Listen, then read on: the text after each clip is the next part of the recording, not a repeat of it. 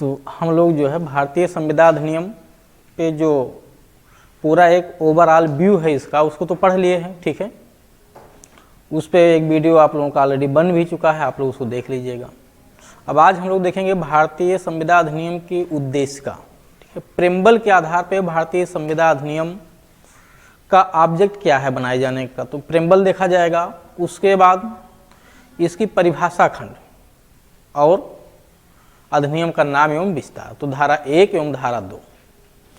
सबसे पहले उद्देश्य का देखिए, उद्देश्य का कभी भी किसी धारा में नहीं होती है। चाहे आप भारतीय संविधान के उद्देश्य का देख लीजिए, ठीक है, वो भी किसी धारा में नहीं है। या किसी भी एक्ट की जो उद्देश्य का होती है वो शुरुआत में बिना किसी सेक्शन के लिखा जाता है, और उस उद्देश्य को पढ़ने से ये समझ में आ जाता है कि इसमें क्या चीज़ें लिखी गई होंगी। जैसे आप भारतीय संविधान को अगर देखेंगे तो भारतीय संविधान का जो प्रेम्बल है उसमें सबसे पहले देश कैसा होगा उसके बारे में बताइए, देश की क्या क्या विशेषता होगी, ठीक है। लिखा संपूर्ण प्रभुत्व संपन्न समाजवादी पंथ निरपेक्ष लोकतंत्रात्मक गणराज्य, यानी ये देश के फीचर हो गए। उसके बाद न्याय की बात की गई है, उसके नागरिकों को न्याय की बात, समानता की बात, ठीक है। उसी तरह से हर एक्ट को बनाए जाने का एक ना एक ऑब्जेक्ट तो होता है, क्यों बनाया जा रहा है। तो इस अधिनियम में आप देखेंगे तो उद्देश्य का देखिए लिखा हुआ है कि संविधानों से संबंधित विधि के कतिपय भागों को परिभाषित और संशोधित करना समीचीन है। यानी इससे क्या स्पष्ट हो रहा है कि संविदा से संबंधित जितनी विधियां हैं उन सभी को परिभाषित और संशोधित इस एक्ट में नहीं किया गया है। केवल कतिपय भागों को, अर्थात केवल संविदा से संबंधित जितनी विधियां उनके केवल कुछ भागों को इसमें संशोधित और परिभाषित किया गया है। समझ में आ गया। अब कुछ भागों को जरा देखिए, दृष्टांत के रूप में मैं बता रहा हूं क्यों कुछ भाग हैं, क्यों नहीं पूरी संविदा विधि इसमें समाहित है। क्योंकि क्या जितनी सब्सटेंटिव लॉ हैं, सिविल मौलिक विधियां जितने हैं, क्या ये इस संविधान अधिनियम में हैं पूरी तरह से? नहीं है, ठीक है। इस संविधान अधिनियम में आप देखेंगे तो पूरे एक्ट को 2 भागों में बांटा गया है। एक सैद्धांतिक पक्ष, सिद्धांत बताए गए हैं जो संविदा के बारे में लागू होते हैं, चाहे वो इस अधिनियम के तहत जो विशेष प्रकार के संव्यवहार की बात की गई है उन पे लागू होने की बात हो, या जो अन्य अधिनियम बनाए गए हैं सिविल विधियों से संबंधित उन पे लागू होने की बात हो। तो जैसे इसमें आप देखेंगे कि लास्ट के जो 5 चैप्टर थे, लास्ट के 5 चैप्टर यानी चैप्टर नंबर 7, 8, 9, 10, 11, जिसमें से 2 चैप्टर आपका रिपील हो चुका है, चैप्टर नंबर 7 एंड 11। तो अध्याय 7 और 11 रिपील हो गया है।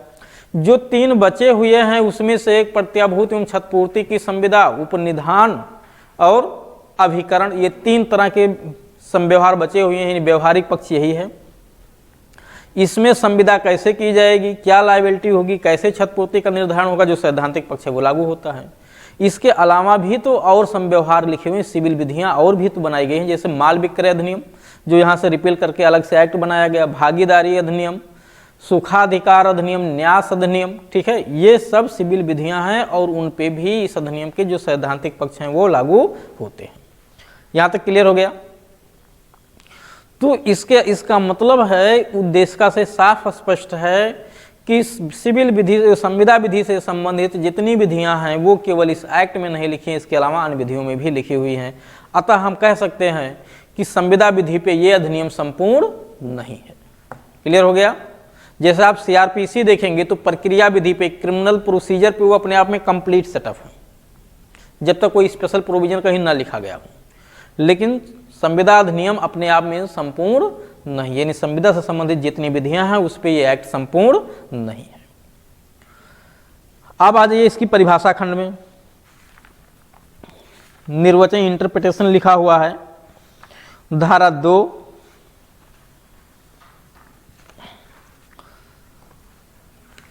हाँ सेविंग खंड भी, ठीक है। वो धारा 2 से पहले धारा 1 देख लीजिए, संक्षिप्त नाम, विस्तार और प्रारंभ, ठीक है। ये भी लगभग सभी धाराओं में, सभी एक्टों की पहली धाराओं में ही अधिनियम का संक्षिप्त नाम, विस्तार और प्रारंभ तीनों चीजें लिखी जाती हैं। लेकिन कुछ ऐसे एक्ट हैं जो इसके एक्सेप्शन हैं, जैसे भारतीय संविधान। भारतीय संविधान कि प्रारंभ की बात शुरू में नहीं लिखी गई है। कहाँ लिखी हुई है? भारतीय संविधान कब से लागू होता है, ये कहाँ बात बताई गई है? 393, ठीक है, 393 में ही बताया गया है। उसका नाम क्या है, ये कहाँ बताया गया है? 392, 392 में संविधान का नाम क्या होगा? लिखा भारतीय संविधान कहा जाएगा 392, और कब से लागू होगा? 393 में बताया गया है। लेकिन इसके अलावा जितनी विधियां आप देखेंगे भारतीय संविधान के अलावा, सब में लगभग आपको पहली और दूसरी धारा में अधिनियम का नाम, विस्तार और प्रारंभ का उल्लेख किया जाता है। क्यों? क्योंकि ये एक तरीके से अधिनियम के बारे में इंट्रोडक्शन चीजें हैं, ठीक है, तो इंट्रोडक्शन शुरुआत में ही होता है। अब संक्षिप्त नाम में लिखा ये अधिनियम भारतीय संविधान अधिनियम 1872 कहा जाएगा। विस्तार प्रारंभ यानी विस्तार कहाँ तक होगा? तो पहले जम्मू कश्मीर पे एक्ट लागू नहीं था, लेकिन अब जम्मू कश्मीर पे भी लागू हो गया है। कब से? 31 अक्टूबर 2019 से, ठीक। तो 31 अक्टूबर 2019 से जम्मू कश्मीर शब्द को हटा दिया गया और अब कह दिया गया कि ये संपूर्ण भारत पे लागू है। प्रारंभ डेट क्या है इसका? 1 सितंबर 1872, ठीक। पासिंग डेट क्या है? 25 अप्रैल 1872। इनफोर्स डेट क्या है? 1 सितंबर 1872। और आप लोग इसके पहले भी भारतीय साक्ष्य अधिनियम पढ़ चुके हैं, उसका भी इनफोर्स डेट सेम है, ठीक। सेविंग खंड क्या लिखा हुआ है कि अगर संविदा से संबंधित कोई भी बात कहीं रूढ़िगत या प्रथागत प्रचलन है, यानी कहीं कोई रूढ़ी चल रही है या प्रथा चल रही है और वो संविदा विधि से असंगत नहीं है, तो वो प्रोविजन भी लागू होंगे, यानी वो रूढ़ या प्रथा को भी लागू किया जाएगा, उसका भी महत्व होगा। तो एक तरीके से रूढ़िया या प्रथाओं को या किसी अधिनियम या विनियम को भी ये प्रायोरिटी देती है, बशर्ते कि वो प्रोविजन इससे कंट्रेरी ना हो, असंगत ना हो। ठीक, अब चलते हैं हम लोग धारा 2 निर्वचन खंड है, जिसको परिभाषा खंड के नाम से जाना जाता है। इसमें टोटल 10 शब्दों को परिभाषित किया गया है और इन 10 शब्दों को अगर आप डिटेल में समझेंगे तो पूरा एक्ट ही खत्म हो जाएगा। 10 शब्दों को अगर समझ लेते हैं आप अच्छे से, तो ये पूरा एक्ट ही खत्म हो जाएगा, क्योंकि सब कुछ इसी में समाहित है। संविदा के बारे में, संविदा बनने तक, यानी संविदा जैसे शुरुआत होती है संविदा के बारे में, जब कोई पक्षार्थ संविदा करना चाहता है तो उसके लिए सबसे पहले वो प्रपोजल करता है, प्रस्ताव करता है। अब वो कब प्रस्ताव कहलाएगा, कब प्रस्ताव का निमंत्रण कहलाता है, इन्विटेशन ऑफ प्रपोजल कब कहलाता है, कब वो प्रस्ताव क्रॉस प्रपोजल हो जाता है, कब वो काउंटर प्रपोजल हो जाता है, ठीक है। ये सब प्रपोजल के ही बारे में आप पढ़ेंगे। प्रपोजल कब संपूर्ण होता है, कब उसको रिवोक किया जा सकता है, कब खंडित किया जा सकता है, तो इतना चीजें पढ़ लेंगे तो प्रपोजल अपने आप में संपूर्ण हो गया। प्रस्तावना यानी प्रस्थापना करने का आशय होना चाहिए। देखिए कहीं प्रस्ताव भी लिखा है, कहीं कहीं प्रस्थापना लिखा है, कंफ्यूज मत हुई, ठीक है। सिंपल यानी जो व्यवहार में हिंदी बिगड़ा हुआ रूप में कह सकते हैं कि प्रस्ताव कहा जाता है, और थोड़ी सी जो है शुद्ध हिंदी में अगर उसे कहेंगे, ठीक है, तो प्रस्थापना कहेंगे उसे। जैसे दूध और दुग्ध, ठीक है। दूध क्या है? दूध बिगड़ा हुआ रूप है हिंदी का, दुग्ध अपने शुद्ध रूप में है। आप पढ़ते ना तत्सम तद्भव, तो तत्सम और तद्भव, तो तद्भव बिगड़ा हुआ रूप कहलाता है और तत्सम शुद्ध रूप होता है। तो तत्सम दुग्ध होता है और तद्भव दूध होता है। व्यवहार में कहीं दुग्ध लिखा मिलेगा आपको, या कोई दुग्ध बोलता है? नहीं, हर व्यक्ति जो है दूध सब बोलता है। तो उसी तरीके से प्रस्ताव व्यवहार में ज़्यादा चल रहा है ना, प्रस्ताव करना। तो प्रस्ताव या प्रस्थापना इंग्लिश दोनों का प्रपोजल ही है।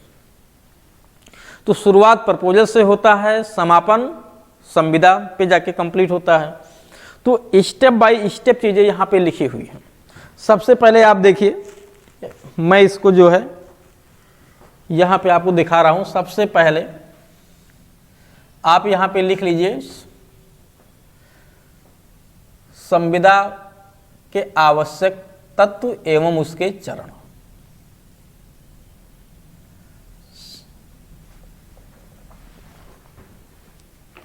सबसे पहले ऊपर तो लिख लिया भारतीय संविदा अधिनियम 1872, क्योंकि ये एक्ट के बारे में क्लियर हो जाएगा, इसी को आपको पढ़ना है।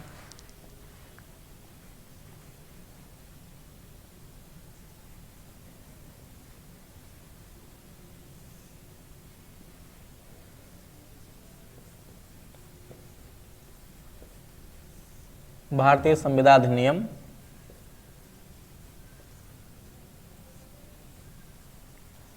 1872।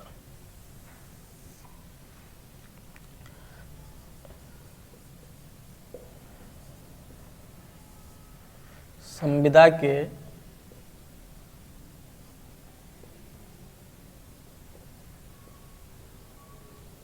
आवश्यक तत्व एवं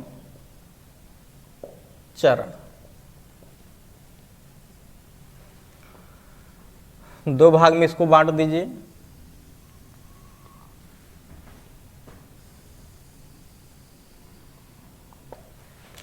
इधर लिख दीजिए चरण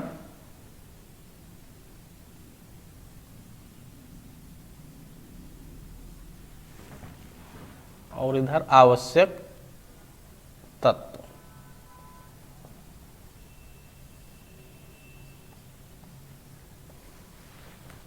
चरण में, चरण का मतलब क्या है? स्टेज, ठीक है। जैसे अपराध के स्टेज क्या होते हैं, आईपीसी में आता है क्वेश्चन, ठीक है।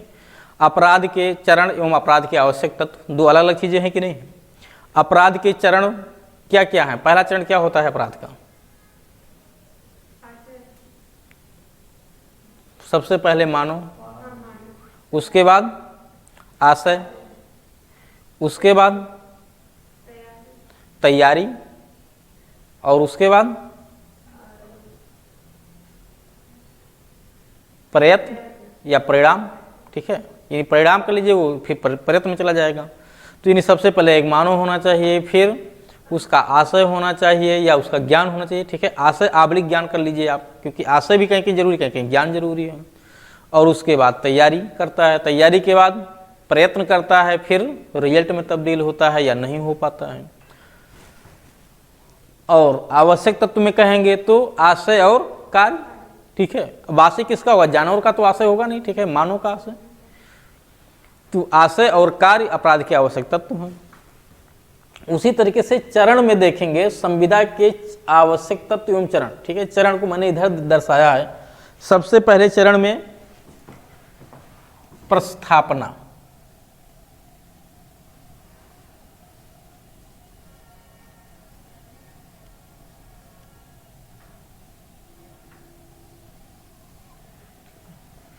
प्रस्थापना प्लस प्रतिग्रहण होगा, यानी प्रस्थापना का प्रतिग्रहण होगा तो क्या बन जाएगा? वचन बन जाएगा। इसको इस तरह से डिनोट कर दे रहा हूं, ठीक है, प्लस से नहीं, ये बन जाएगा वचन। और जब वचन, अब वचन दाता कौन होता है, वचन ग्रहीता कौन होता है, प्रस्थापक कौन होता है, प्रस्थापी कौन होता है, ठीक है। इसको कहीं डिफाइन भी किया गया है, कुछ चीज़ों को नहीं भी डिफाइन किया गया है। लेकिन हम जो है इसको वचनदाता वचन ग्रहीता का उल्लेख नहीं करेंगे, सीधे क्या लिख देंगे? वचन के बाद प्रतिफल, ठीक है। तो जब वचन में प्रतिफल जुड़ेगा, वचन धन प्रतिफल, तो क्या बन जाएगा? ये करार बन जाएगा, ठीक है। वचन धन प्रतिफल जो है करार बन जाएगा ये। अब जो करार है, करार कैसा? देखिए, किसी भी चीज को करने का करार हम आप कर सकते हैं, किसी भी चीज को, किसी भी बात को करने का करार कर सकते हैं। का खा से कह रहा है कि चलिए घा के घर में चोरी किया जाए, अगला सहमत हो गया, ठीक है चलिए किया जाए। करार है कि नहीं है? ये है, दोनों तैयार हो गए हैं चोरी करने के लिए। ये संविदा भी है कि नहीं?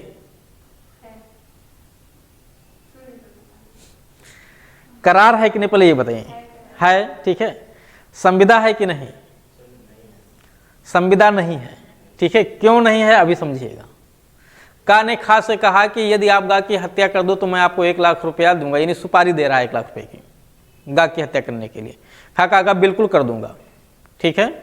ये एग्रीमेंट है कि नहीं है? दोनों तैयार हो चुके हैं। है, संविदा है कि नहीं है?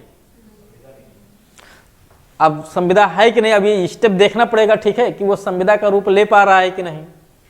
तो चलिए कुछ और चीजें भी देख लीजिए, अभी क्लियर हो जाएंगे सब, ठीक है। इस चार्ट के माध्यम से बिल्कुल क्लियर हो जाएगा, कुछ भी कंफ्यूजन नहीं रह जाएगा। अब जितने भी करार होते हैं उनको दो भाग में बांट दीजिए आप। दो भाग कौन कौन से बनेंगे? एक शून्य करार और दूसरा वैध करार।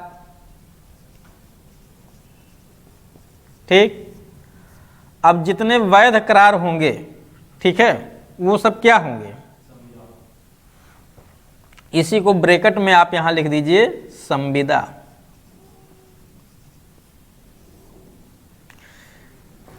यानी अगर कोई करार, देखिए करार तो सब हो सकते हैं, प्रस्थापना का प्रतिग्रहण वचन बनता है और जब वचन में प्रतिफल जुड़ता है तो वो करार बन जाता है। और करार दो प्रकार के होते हैं, शून्य करार या वैध करार। अगर वैध करार है तो अपने आप में संविदा कहलाएगा, शून्य करार है तो वो विधि की दृष्टि में उसका कोई मूल्य नहीं है। अब जितने भी वैध करार हैं, ये वैध करार भी दो भागों में बटेंगे। कौन कौन से? शून्य करणीय, यानी यदि वैध करार, कोई भी वैध करार संविदा के किसी एक पक्षकार या एक से अधिक पक्षकार के विकल्प पे विधि द्वारा परिवर्तनीय है किंतु अन्य किसी के नहीं, या अन्य पक्षकारों के विकल्प पे नहीं, यानी कम से कम एक पक्षकार या एक से अधिक के विकल्प पे विधि द्वारा परिवर्तनीय होना चाहिए। अगर वो सभी के ऑप्शन पे परिवर्तनीय है तो वो शून्य करणीय नहीं कहलाएगा। कम से कम कोई एक ऐसा हो जिसके विकल्प पे परिवर्तनीय ना हो। तो जितने भी संविदा के पक्षकार हैं उनमें से कोई एक या एक से अधिक के विकल्प पे यदि वैध करार विधिता परिवर्तनीय है तो ऐसे वैध करार को हम शून्य करणीय संविदा कहते हैं।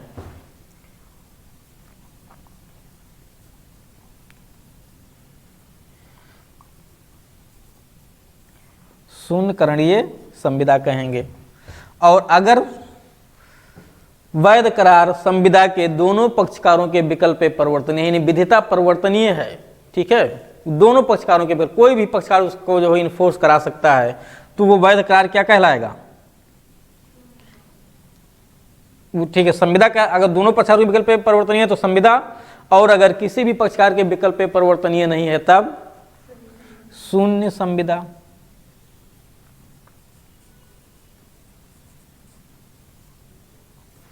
ठीक है, इसके लिए ज़्यादा लिखने की जरूरत नहीं है। ठीक है, अभी 3-4 पॉइंट्स यहाँ लिखना है, अभी उसको मैं लिखवा दूंगा यहाँ पे। पहले इधर के प्रोविजन को समझ लेते हैं, या लिख लीजिए, इधर आवश्यकता तो लिख लीजिए आप लोग। प्रस्थापना,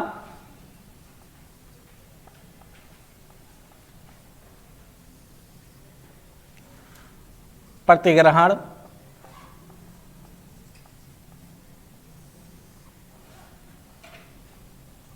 प्रतिफल,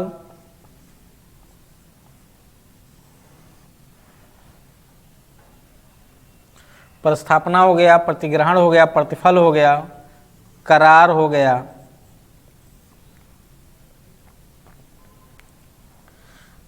सक्षम पक्षकार,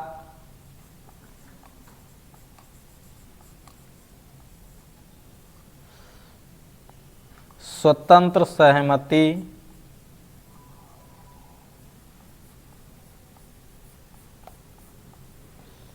स्वतंत्र सहमति और विधिपूर्ण उद्देश्य एवं प्रतिफल, उद्देश्य एवं प्रतिफल का विधिपूर्ण होना,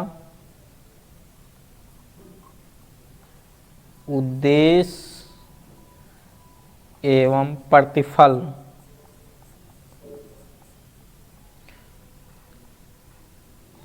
का विधिपूर्ण होना,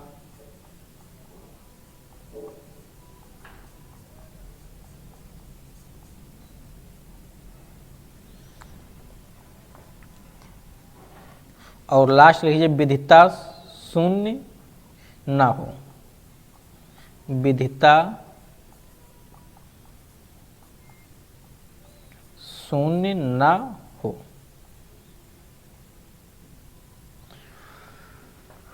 तो ये 8 पॉइंट्स हैं जो आवश्यक तत्व हैं संविदा के, क्या क्या है, प्रस्थापना होना चाहिए, उसका प्रतिग्रहण होना चाहिए, प्रतिफल होना चाहिए, करार होना चाहिए, सक्षम पक्षकार होनी चाहिए, स्वतंत्र सहमति होनी चाहिए, उद्देश्य एवं प्रतिफल विधिपूर्ण होना चाहिए और वो विधिता शून्य घोषित ना किया गया। यानी इतने शर्त पूरे होने पे भी अगर वो विधिता शून्य है, देखिए लास्ट वाला पॉइंट का भी अगर अभाव हो गया, विधिता शून्य हो गया, तब भी वो जो है संविदा का निर्माण नहीं हो पाएगा। समझ में आ गया? तो ये सारे तत्व एक साथ पूरे होने चाहिए। अब फिर आ जाइए इधर प्रस्थापना। ठीक है, इनकी डिफिनीशन जरा आप देख लीजिए, कहाँ कहाँ इन्हें डिफाइन किया गया है। प्रस्थापना को कहाँ डिफाइन किया गया है? दो का। ठीक, प्रतिग्रहण नहीं डिफाइन है। वचन दो खा में परिभाषित है। प्रतिफल दो घा में परिभाषित है। करार दो अंगा में परिभाषित है। शून्य करार दो छा में परिभाषित है।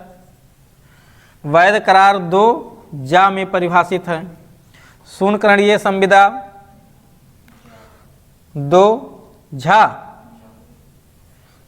में और शून्य संविदा दो या में परिभाषित है।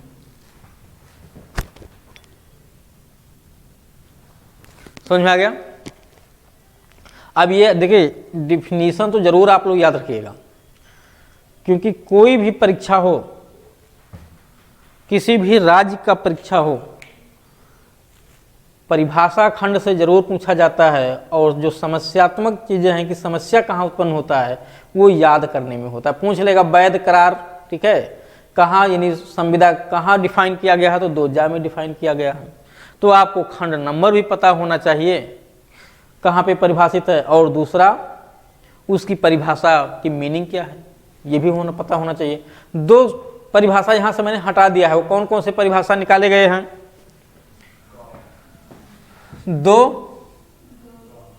गा और चा। ठीक है, गा में क्या है? वचनदाता और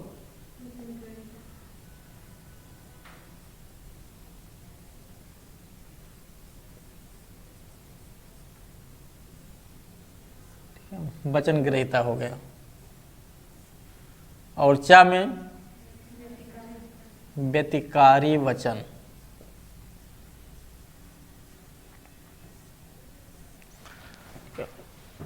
सबसे पहले देखिए प्रस्थापना।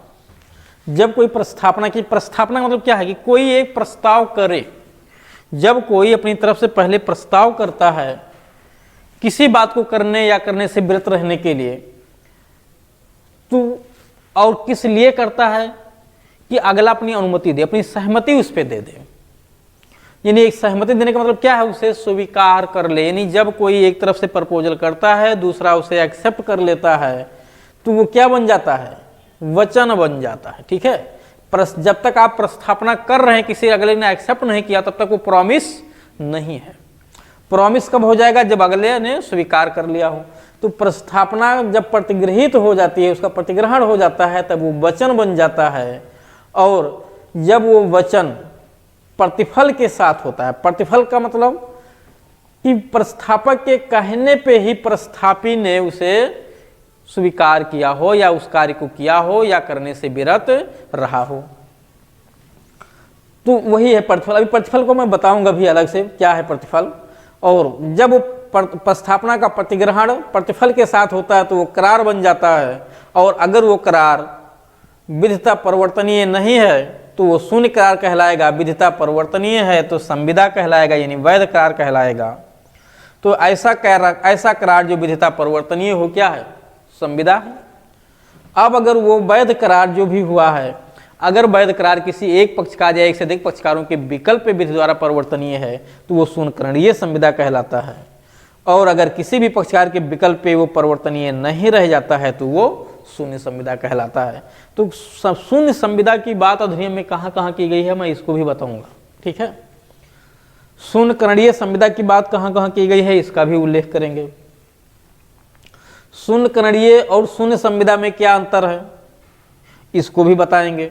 क्योंकि हर एक चीज को समझना है। लेकिन पहले स्टेप बाय स्टेप, सबसे पहले हम लोग चलते हैं प्रस्थापना समझते हैं, प्रस्थापना क्या है। अब प्रस्थापना में समझिए आपको समझना क्या क्या है। प्रस्थापना के नीचे एक पॉइंट बना देते हैं, क्या क्या चीजें यहां पे समझना है मुझे। परिभाषा, प्रस्थापना की परिभाषा समझना है। दूसरा, क्रॉस प्रस्थापना क्या होता है। तीसरा, प्रतिप्रस्थापना क्या है।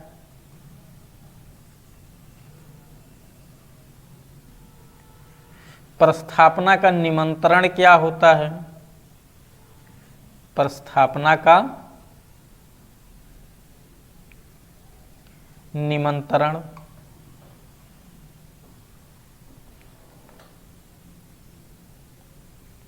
ठीक है, उसके बाद परिभाषा हो गया, क्रॉस प्रस्थापना क्या होता है, प्रतिप्रस्थापना क्या है, प्रस्थापना का निमंत्रण क्या होता है, प्रस्थापना करने का आशय होना चाहिए। ठीक है, प्रस्थापना का आशय,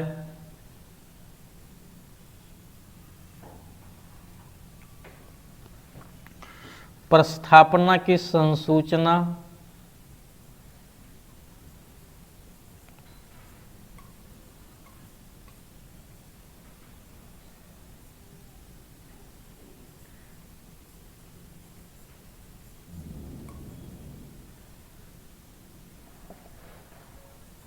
का संसूचना का पूर्ण होना।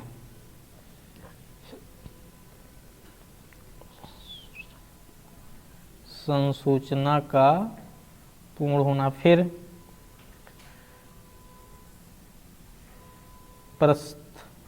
प्रस्थापना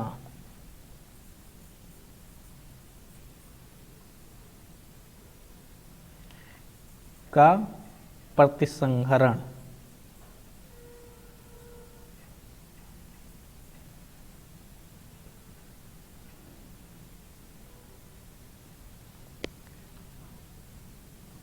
और प्रस्थापना का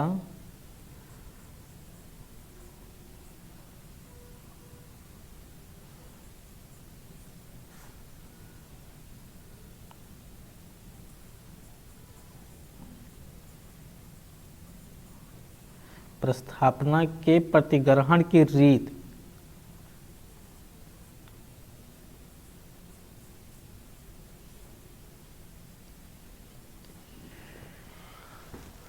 ठीक है, अभी और कुछ पॉइंट्स लिखने हैं जो वहां जगह नहीं है।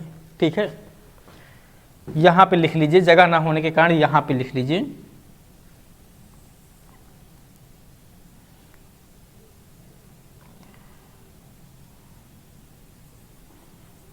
प्रस्थापना के प्रकार। प्रकार में लिखिए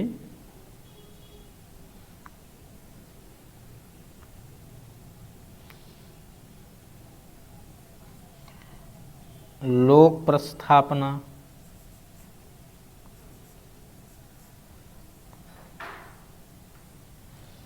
ठीक है, और दूसरा निजी प्रस्थापना।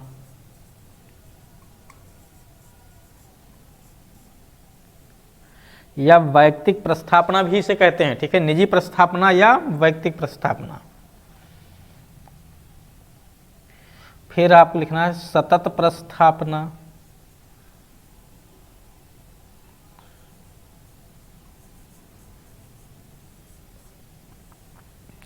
सतत प्रस्थापना, और दूसरा लिखना है असतत प्रस्थापना।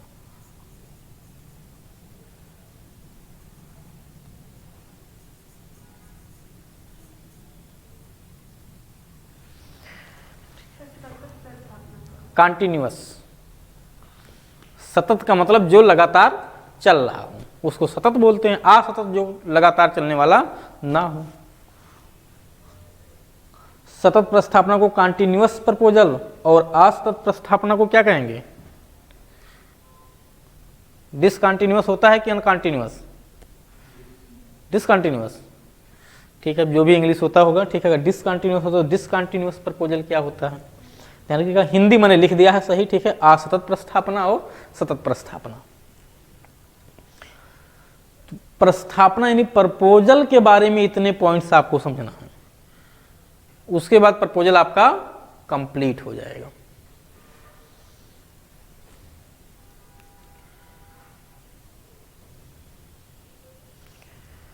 सबसे पहले देखिए प्रस्थापना की परिभाषा, ठीक है, ये पॉइंट इसी का है, ये अलग से नहीं है, ठीक है। अभी प्रतिग्रहण और वचन प्रतिफल ये सब की हम लोग चर्चा नहीं करें, केवल ये प्रस्थापना की चर्चा कर रहे हैं जो संविदा का प्रथम चरण है, ठीक है, फर्स्ट स्टेज होता है ये प्रस्थापना। संविदा के लिए सबसे पहले प्रस्थापना ही की जाती है। तो कितने पॉइंट्स लिखा देंगे? परिभाषा क्या होती है, क्रॉस प्रस्थापना क्या है, प्रति प्रस्थापना क्या है, प्रस्थापना का निमंत्रण क्या होता है, प्रस्थापना का आशय का क्या तात्पर्य है, प्रस्थापना की संसूचना कब पूर्ण होती है, प्रस्थापना का प्रतिसंहरण कौन कर सकता है, कब तक किया जा सकता है, ठीक है। तो ये पूरा प्रतिसंहरण के बारे में, प्रतिसंहरण को इंग्लिश में रिवोक कहते हैं, खंडन करना। फिर प्रस्थापना के प्रतिग्रहण की रीत कैसे होनी चाहिए, प्रस्थापना के प्रकार, लोक प्रस्थापना, निजी प्रस्थापना, इसको वैयक्तिक प्रस्थापना भी कहते हैं, पब्लिक प्रपोजल और पर्सनल प्रपोजल, सतत प्रस्थापना, असतत प्रस्थापना। तो सबसे पहले परिभाषा, परिभाषा कहाँ दी गई है? देखिए सारी चीजें बेरेक्ट में नहीं बताई गई है, ध्यान रखिएगा। क्रॉस प्रस्थापना क्या है, प्रति प्रस्थापना क्या है, ये सब बेरेक्ट में नहीं बताए गए। कुछ चीजें आपको बुक में भी इसमें मिलेंगी, कुछ चीजें बुक में भी नहीं मिलेंगी। सबसे पहले परिभाषा देखिए, दो का में क्या परिभाषा लिखा हुआ है, बैरेक्ट में अपने देखिए दो का में क्या परिभाषा देगा, और उसी से आपको बहुत सारी चीजें समझना है। लिखा हुआ है जब कोई व्यक्ति, ठीक है, यही लिखा है ना, कि जबकि एक व्यक्ति, ठीक है, एक व्यक्ति या कोई व्यक्ति किसी बात को करने या करने से विरत रहने के लिए, किसी बात को, देखिए ये कुछ नहीं लिखा हुआ है कि वो लीगल होना चाहिए, अनलीगल होना चाहिए, सामाजिक होना चाहिए, क्या इससे कोई मतलब, किसी बात को, चाहे वो अपराध करने के लिए हो, अनैतिक कार्य करने के लिए हो, नैतिक कार्य करने के लिए हो, सामाजिक कार्य करने के लिए हो, इससे कोई मतलब नहीं, किसी बात को लिखा हुआ है कि जब कि एक व्यक्ति किसी बात को करने या करने से प्रवृत्त रहने की, यानी या तो करने के लिए या ना करने के लिए, अपनी रजामंदी यानी अपनी सहमति, लिखा है किसी अन्य को इस दृष्टि से संज्ञापित करता है। संज्ञापित करने का मतलब उसे भेजता है, बताता है कि वो ऐसे कार्य या प्रवृत्ति के प्रति उस अन्य की अनुमति अभिप्राप्त करे, तब वो प्रस्थापना करता है, ये कहा जाता है। यानी जरा समझिए, एक जब कोई भी व्यक्ति किसी बात को करने या करने से प्रवृत्त रहने के लिए अपनी रजामंदी किसी दूसरे को इस दृष्टि से संज्ञापित करता है, किस दृष्टि से, कि उसकी सहमति उस पर प्राप्त कर ले। ठीक, जैसे मैं कह रहा हूं कि ये पेन मैं आपको 10 रुपए में बेचूंगा, क्या आप खरीदेंगे? तो मैं कोई कार्य करने के लिए अपनी रजामंदी आपको संज्ञापित कर रहा हूं कि नहीं, संज्ञापित मतलब भेज रहा हूं, बता रहा हूं, तो ये करना है कि करने से विरत रहना है? ये करना है, पॉजिटिव सेंस में कुछ करना है। तो अब आप किस लिए आपको बता रहा हूं, जिससे आप इस पे अपनी सहमति व्यक्त कर दें। तो अगर इसी दृष्टि से मैं प्रपोजल आपको कर रहा हूं कि आप अपनी सहमति उस पे व्यक्त कर दें, तो ये प्रस्थापना है। अगर इस दृष्टि से मैं नहीं कह रहा हूं कि आप अपनी सहमति व्यक्त करें कि 10 रुपए में आप खरीदेंगे, तो ये प्रपोजल नहीं है, फिर ये क्या हो जाएगा, ये प्रस्थापना का निमंत्रण हो जाएगा। मैं निमंत्रण भेज रहा हूं, अभी आप आइए, क्या करना है वो मैं बताऊंगा। बात समझा गया ना? तो प्रस्थापना और प्रस्थापना के निमंत्रण में बहुत बारीक अंतर है कि जब मैं अपनी रजामंदी किसी को इस दृष्टि से संज्ञापित करता हूं कि उसकी सहमति प्राप्त कर सकूं, यानी अगर सहमति प्राप्त करने के दृष्टि से अपनी रजामंदी अगले को संज्ञापित करता हूं, भेजता हूं, तो वो प्रस्थापना है। अगर केवल उसे एक सूचना भेज रहा हूं, उसको जानकारी हो जाए कि मैं ऐसा करने वाला हूं या ऐसा करने जा रहा हूं, लेकिन उसकी सहमति मैं नहीं मांग रहा हूं, तो फिर वो केवल और केवल प्रस्थापना का निमंत्रण है, निमंत्रण भेजना है। समझा गया? तो प्रस्थापना का निमंत्रण प्रस्थापना से भी पहले का चरण है। अगर कहें तो प्रस्थापना के निमंत्रण जो है वो प्रस्थापना से भी पहले का चरण है। यानी जब कोई व्यक्ति किसी बात को करने या करने से परिवर्तित रहने की अपनी सहमति, ठीक है, या अपनी रजामंदी किसी दूसरे को संज्ञापित करता है तो वो प्रस्थापना है। और जब संज्ञापित इसलिए करता है कि उसकी सहमति प्राप्त कर सके, उसकी रजामंदी प्राप्त कर सके, तो वो प्रस्थापना है। समझा गया? तो अब आप कह सकते हैं कि प्रस्थापना के निमंत्रण में आप क्या लिखेंगे? ठीक है, प्रस्थापना परिभाषा में तो पहले आप लिख लीजिए, परिभाषा पहले लिखा गया है, ठीक है, निमंत्रण को हमने नीचे लिख दिया है। तो सबसे पहले आप जो है एक एक लाइन लिख भी लीजिए कुछ चीज़ों में। जैसे परिभाषा में लिखना है तो परिभाषा में तो सीधे डायरेक्ट में लिखा ही आप लिख लीजिए कि जब कि एक व्यक्ति किसी बात को करने या करने से परिवृत्त रहने की अपनी रजामंदी, ठीक है, तो उसके सामने आप दो का लिख लीजिए, परिभाषा में दो का आप घर पर उतार लीजिएगा। समझा गया? उसमें मैं अपनी तरफ से कोई फेरफार नहीं करवाऊंगा, जैसे लिखा है वैसे ही होगा।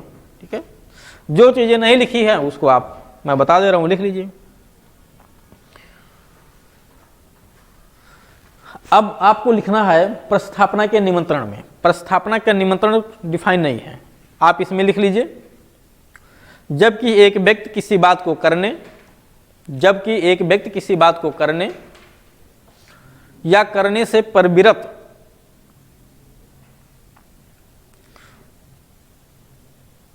जबकि एक व्यक्ति किसी बात को करने या करने से परिवृत्त रहने की अपनी रजामंदी किसी अन्य को इस दृष्टि से संज्ञापित करता है, किसी अन्य को इस दृष्टि से संज्ञापित करता है कि ऐसे कार्य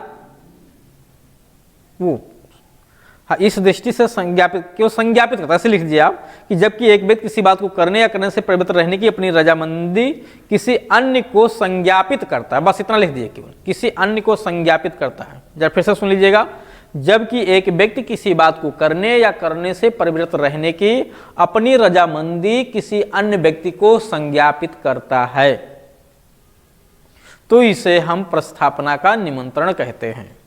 ठीक है, तो इसे प्रस्थापना का निमंत्रण कहते हैं।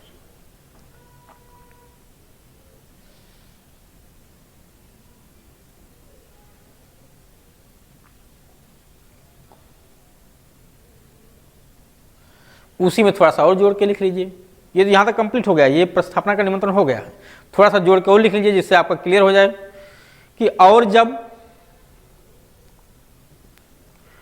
अपनी रजामंदी इस दृष्टि से संज्ञापित किया जाता है, इस दृष्टि मतलब इस आशय से संज्ञापित किया जाता है, चाहे दृष्टि को आप आशय भी कह सकते हैं।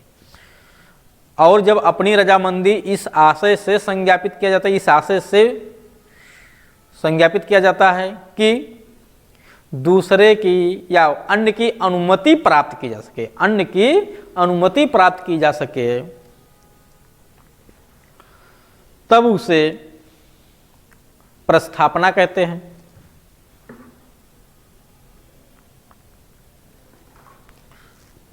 समझा गया?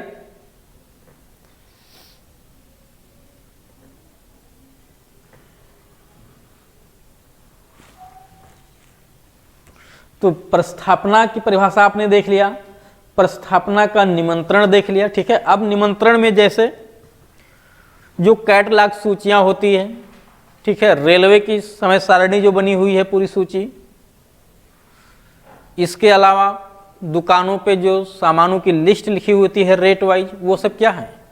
वो प्रस्थापना नहीं है, प्रस्थापना के निमंत्रण है। अब क्रॉस प्रस्थापना क्या होता है? क्रॉस प्रस्थापना में जब दोनों तरफ से प्रस्थापना किया जा रहा हो, ठीक है, जब किसी एक पक्षकार के द्वारा किसी विषय पे प्रस्थापना किया जा रहा हो और उसी विषय पे दूसरे के द्वारा भी प्रस्थापना किया जा रहा हो। आप लोग लिख लीजिए, मैं बता रहा हूं, उसको हेडिंग डाल दीजिए, क्रॉस प्रस्थापना।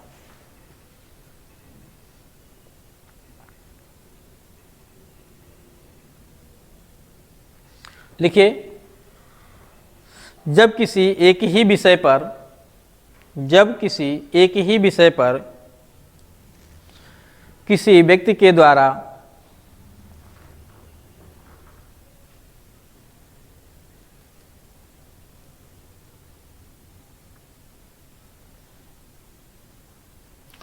जब किसी एक ही विषय पर किसी व्यक्ति के द्वारा किसी बात को करने या करने से परिवृत्त रहने की अपनी रजामंदी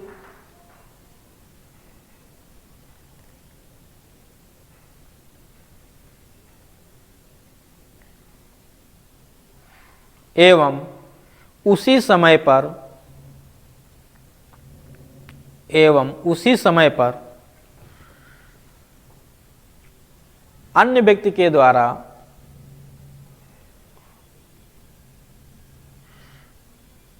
किसी बात को करने या करने से परिवृत्त रहने की अपनी रजामंदी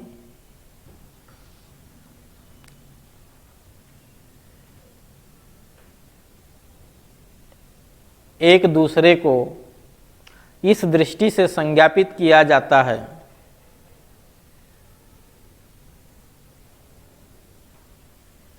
एक दूसरे को इस दृष्टि से संज्ञापित किया जाता है कि उनकी अनुमति प्राप्त की जा सके। एक दूसरे को इस दृष्टि से संज्ञापित किया जाता है कि उनकी अनुमति प्राप्त की जा सके।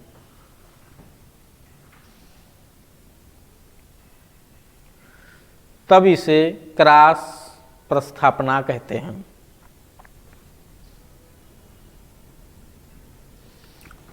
समझ में आ गया? जैसे तब इसे क्रॉस प्रस्थापना कहते हैं। जैसे अब आप लोग देखिए इधर मेरी तरफ, मैं अपने इस पेन को बेचने के लिए खास से कहता हूं कि मैं ये पेन आपको 10 रुपये में बेचूंगा, ठीक है। उसी समय पे वो भी कह रहा है कि मैं आपका पेन 10 रुपये में खरीदना चाहता हूं, क्या आप बेचेंगे? तो मैं भी उससे प्रपोजल कर रहा हूं, वो भी मुझसे प्रपोजल कर रहा है। एक ही समय पे कर रहे हैं, एक ही विषय को लेकर के कर रहे हैं। तो मेरा प्रपोजल उसके पास जा रहा है, उसका प्रपोजल मेरे पास आ रहा है। तो जब एक प्रपोजल इधर से एक ही समय पे जा रहा है और उधर से दूसरा प्रपोजल आ रहा है, तो रास्ते में दोनों क्रॉस करेंगे कि नहीं करेंगे? तो इसी को कहते हैं क्रॉस प्रपोजल। समझ में आ गया? अब एक है प्रतिप्रस्थापना, ठीक है। काउंटर प्रपोजल क्या होता है? तो हेडिंग डाल लीजिए काउंटर प्रपोजल।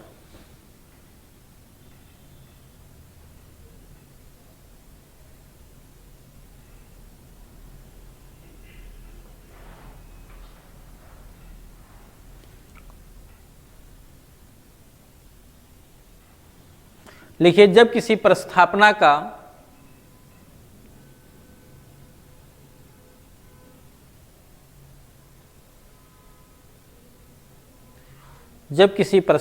का प्रस्थापक के अनुसार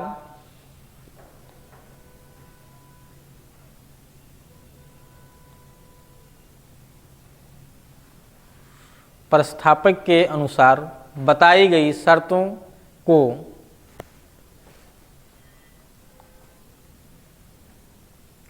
जब किसी प्रस्थापना का प्रस्थापक के अनुसार बताई गई शर्तों के अनुसार पूर्णतः स्वीकार नहीं किया जाता है,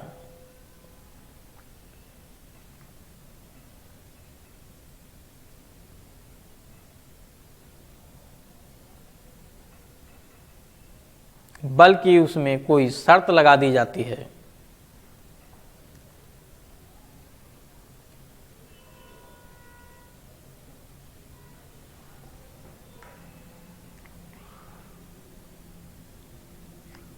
तब उसे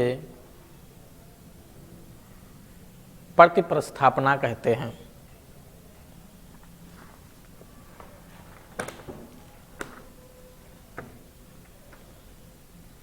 तब उसे प्रतिप्रस्थापना कहते हैं।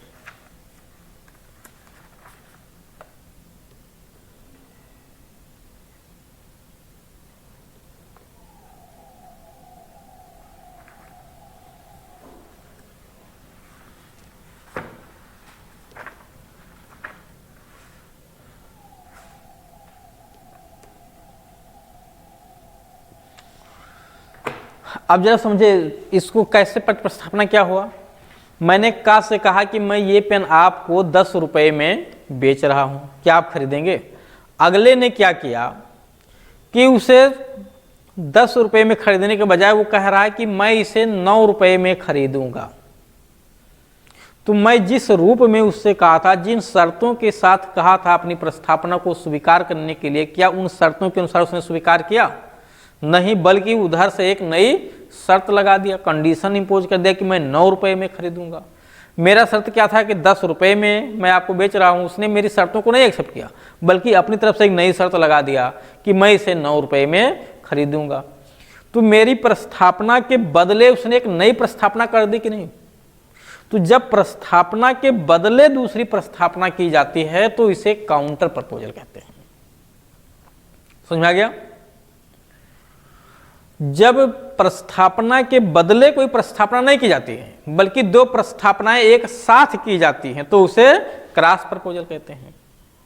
जब दो प्रस्तावना दोनों तरफ से एक ही विषय पे एक साथ की जा रही हो तो वो क्रॉस प्रपोजल, और जब एक प्रस्तावना इधर से गई और अब उसके बदले उधर से भेजी जा रही प्रस्तावना, तब वो काउंटर प्रपोजल अर्थात प्रति प्रस्तावना कहलाता है। क्लियर हो गया? ये बहुत होता है, प्रति प्रस्तावना आमतौर से बहुत ज्यादा होता है, खासतौर से दुकानों पे। आपने पूछा भाई मैं सब्जी खरीदना चाह रहा हूँ, टमाटर कै रुपये किलो दे रहे हैं? उसने कहा 50 रुपये किलो दे रहा हूँ। आपने कहा 40 में देंगे? तुरंत आप कम लगा के बोल दे कि 40 में देंगे। तो क्या आपने उसके प्रपोजल को एक्सेप्ट किया? नहीं एक्सेप्ट किया आपने, बल्कि एक नया प्रपोजल कर दिया 40 में क्या आप देंगे। अब वो आपके प्रपोजल को एक्सेप्ट करेगा तब तो आप अपने वचन से बंधें कि आपको लेना पड़ेगा। क्योंकि समझिए, जब काउंटर प्रपोजल में क्या होता है कि जैसे ही अगले ने प्रस्तावना को स्वीकार नहीं किया, जैसे ही मैंने कहा कि मैं ये पेन आपको 10 रुपये में बेचूंगा, मैंने प्रपोजल आपसे कर दिया। अब एक्सेप्ट आपको करना है या आपको डिनाई कर देना है, मना कर देना है। आपने क्या किया? डिनाई नहीं किया, आपने कहा कि मैं 9 रुपये में खरीदूंगा। तो जैसे ही आपने 9 रुपया शब्द बोला, आप तुरंत मेरी प्रस्तावना को स्वीकार ना करके अपनी तरफ से एक नई प्रस्तावना मुझसे कर दिए। समझ में आ गया? तो मेरी प्रस्तावना समाप्त हो चुकी है कि नहीं? मेरी प्रस्तावना अब खत्म हो चुकी है, मर चुकी है। अब जो आपने प्रस्तावना किया कि क्या 9 रुपये में आप देंगे, इसका मतलब आप 9 रुपये में चाह रहे हैं खरीदने के लिए, मैंने कह दिया मैं नहीं दूंगा, तो आपका भी प्रपोजल डेड हो गया, खत्म हो गया ना। अब आप क्या कह रहे हैं बैक होके कि अच्छा ठीक है 10 रुपया लीजिए और दीजिए। तो अब आप जो कह रहे हैं 10 रुपया लीजिए और दीजिए, यानी आप 10 रुपये में खरीदना चाह रहे हैं, लेकिन मेरा प्रपोजल तो पहले ही डेड हो चुका है, तो मेरे प्रपोजल का वो एक्सेप्टेंस नहीं है, बल्कि क्या है, वो एक नया प्रपोजल आपका फिर से है। एक प्रपोजल आपका डेड हो चुका है जो आपने 9 रुपये का किया। जब आप फिर से कहें अच्छा ठीक है आप 10 रुपये में ही दे दीजिए, इसका मतलब आप 10 रुपये में खरीदने के लिए प्रपोजल मुझसे कर रहे हैं। अगर मैं डिनाई कर दूं तो आप मुझे बाध्य नहीं कर सकते कि आपने ही तो कहा था 10 रुपये में देने के लिए। तो जब मैंने कहा था तो उसमें आपने एक्सेप्ट नहीं किया, अब वो मेरा प्रपोजल डेड हो चुका है, मर चुका है। क्लियर हो गया? तो परिभाषा आपने देख लिया, क्रॉस प्रस्थापना देख लिया, प्रति प्रस्थापना, प्रस्थापना का निमंत्रण भी पढ़ लिया। अब प्रस्थापना का आशय होना चाहिए, ये बहुत महत्वपूर्ण पॉइंट है। प्रस्थापना करने का आशय होना चाहिए। अगर आशय नहीं है, ठीक है, यानी आशय का मतलब यहां क्या है कि विधिक संबंध उत्पन्न कराने के आशय से प्रपोजल होना चाहिए। कौन सा संबंध? विधिक संबंध उत्पन्न कराने के आशय से होना चाहिए। अगर विधिक संबंध उत्पन्न कराने के आशय से प्रपोजल नहीं किया गया है तो वो प्रपोजल तो है, एक्सेप्टेंस भी हो जाएगा, प्रॉमिस भी हो जाएगा, एग्रीमेंट भी हो जाएगा, लेकिन वो उसका बल, विधि का बल नहीं रखेगा, विधि का प्रभाव नहीं रहेगा उस पर। जैसे मैंने आपको कहा कि शाम को आ जाइएगा, चला जाएगा घूमने, आप आ गए, ठीक है, और मैं गायब घर से, तो प्रपोजल तो मैंने किया आपके आने के लिए, आपने एक्सेप्ट भी कर लिया, आ भी गए, मैं ही गायब हो गया। मैं आपको खाने पे बुलाया था, दावत दिया था, आप नहीं आए, या आप आए लेकिन मैं खाना नहीं खिलाया। तो ये सब जो प्रपोजल किए जा रहे हैं, क्या ये विधिक संबंध उत्पन्न कराने के आशय से किए जा रहे हैं? विधिक संबंध का मतलब है कि यदि मैं अपने वचन से मुकर जाऊंगा तो आप मेरे उस वचन को विधिता परिवर्तनीय करा लीजिएगा, उसको इन्फोर्स करा सकते हैं, मेरे ऊपर लागू करवा सकते हैं कि आपने वचन दिया था, आपको अपने वचन को निभाना पड़ेगा। समझ में आ गया? तो अगर ऐसा आशय मेरा है तो वो विधिक संबंध उत्पन्न कराने का इरादा है, अगर ऐसा कोई आशय नहीं है तो फिर नहीं है। समझ में आ गया? तो क्या जो लोग शाम को कहते हैं कि आइए चलते हैं घूमने, ठीक है, आइए चलते हैं, कुछ खा के आया जाता है, क्या उनके कहने का ये आशय होता है कि अगर मैं मना कर दूंगा, अरे रहने दीजिए आज छोड़िए नहीं खाया जाएगा, तो क्या उनका ये आशय होता है, ये उनका इंटेंशन होता है कि आप उसको जाके कोर्ट से इन्फोर्स करा सकते हो, मुझे बाध्य कर सकते हो करने के लिए? नहीं होता है। समझ में आ गया कि नहीं? एक तरीके से ये क्या है, सोशल, ये प्रपोजल कैसे कहलाएंगे? सोशल प्रपोजल कहलाएंगे। समझ में आ गया? तो प्रपोजल सोशल हो सकते हैं, धार्मिक हो सकते हैं, लेकिन जैसे आपने कहा आइए चलते हैं मंदिर, तो धार्मिक प्रपोजल हो गया। क्या इस प्रयोजन से आपने कहा, इस आशय से कहा है कि अगर नहीं चलूंगा तो आप जबरदस्ती मुझे ले जाइएगा? विधि का सहारा आप ले सकते हैं? नहीं।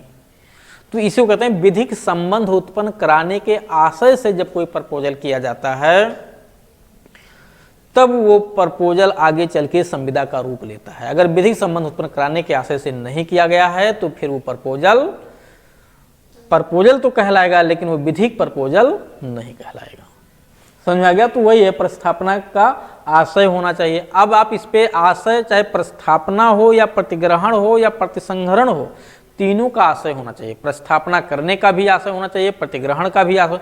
जैसे आपने एक्सेप्ट कर लिया, लेकिन अगर आप इस आशय से मेरी प्रस्थापना को एक्सेप्ट कर रहे हैं कि यदि आप अपने वचन से मुकरें तो मैं उसे कोर्ट के थ्रू इन्फोर्स करा सकूं, तो फिर वो प्रस्थापना का प्रतिग्रहण करने का आशय आपका माना जाएगा।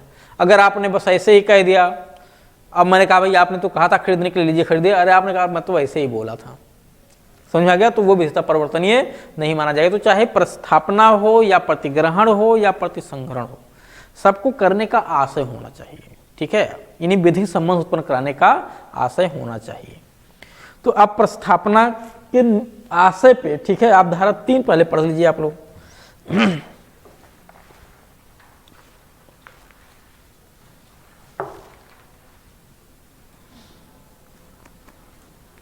देखिए लिखा हुआ धारा 3 में कि प्रस्थापनाओं की संसूचना, प्रस्थापनाओं का प्रतिग्रहण और प्रस्थापनाओं तथा प्रतिग्रहणों का प्रतिसंहरण, रिवोक, खंडन किसका किसका होगा? मैं अपनी प्रस्थापना को खंडित कर सकता हूं और जिसने प्रतिग्रहण किया है वो अपने प्रतिग्रहण को रिवोक कर सकता है। तो प्रस्थापना या उसके प्रतिग्रहण का प्रतिसंहरण। तो ये लिखा प्रस्थापनाओं की संसूचनाओं, प्रस्थापनाओं का प्रतिग्रहण और प्रस्थापनाओं तथा प्रतिग्रहणों का प्रतिसंहरण क्रमशः प्रस्थापना करने वाले, प्रतिग्रहण करने वाले या प्रतिसंहरण करने वाले पक्षकारों के किसी ऐसे कार्य या लोप से हुआ समझा जाता है जिसके द्वारा वो ऐसी प्रस्थापना, प्रतिग्रहण या प्रतिसंहरण को संसूचित करने का आशय रखता हो या जो उसे संसूचित करने का प्रयास रखता हो। समझा गया? अगर ऐसा आशय या प्रयास आपका नहीं है तो फिर वो आपकी तरफ से ना तो प्रस्थापना मानी जाएगी, सोशल प्रस्थापना हो सकता है, धार्मिक हो सकता है, लेकिन वो लीगल सेंस में नहीं माना जाएगा, ना ही फिर वो प्रतिग्रहण माना जाएगा और ना ही प्रस्थापना या प्रतिग्रहण का प्रतिसंहरण माना जाएगा। क्लियर हो गया? अब इसी पे कई सारे केस हैं जो आपके एग्जाम में पूछे जाते हैं। विधिक संबंध उत्पन्न कराने के आशय पे जो है कई सारे केस हैं जो पूछे जाते हैं। ठीक है, अच्छा, भारतीय न्यायालयों के द्वारा इस पे कोई केस नहीं है, पुराने केस हैं, इंग्लिश विधि में ही इसमें सिद्धांत स्थापित हो चुके हैं कि प्रस्थापना करने का आशय होना चाहिए। तो वो पुराने सिद्धांत के अनुसार ही चल रहा है। केस लिख लीजिए। ठीक है, इसी पे एक केस भी आता है, डार्लिंपन बनाम डार्लिंपन। ठीक है, डार्लिंपन बनाम डार्लिंपन।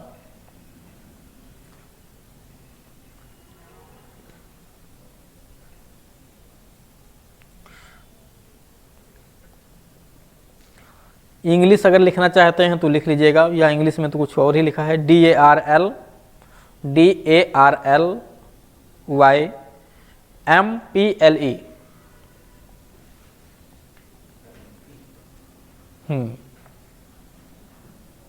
हिंदी में डार्लिंगपन लिखा हुआ मिल जाएगा, ठीक है। इस केस में क्या कहा गया, ये केस लीजिए 1811 का है और लॉर्ड स्टोबेल है, ठीक है। संविदा अधिनियम में एक खासियत और है कि यहाँ जस्टिसों का नाम पूछ लिया जाता है कि इस केस में कौन जस्टिस है, तो आपको कहीं कहीं इसको भी ध्यान रखना है। लॉर्ड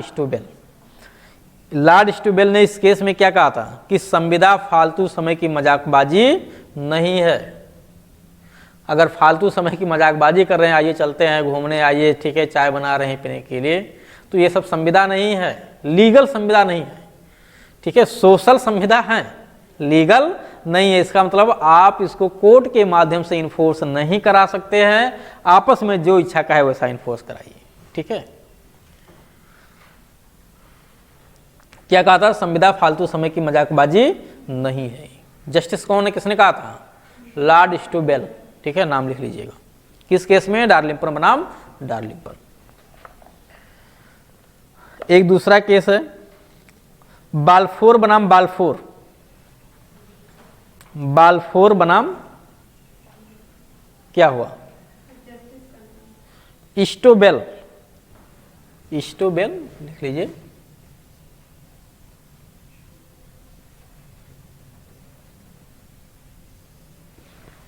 स्टोबेल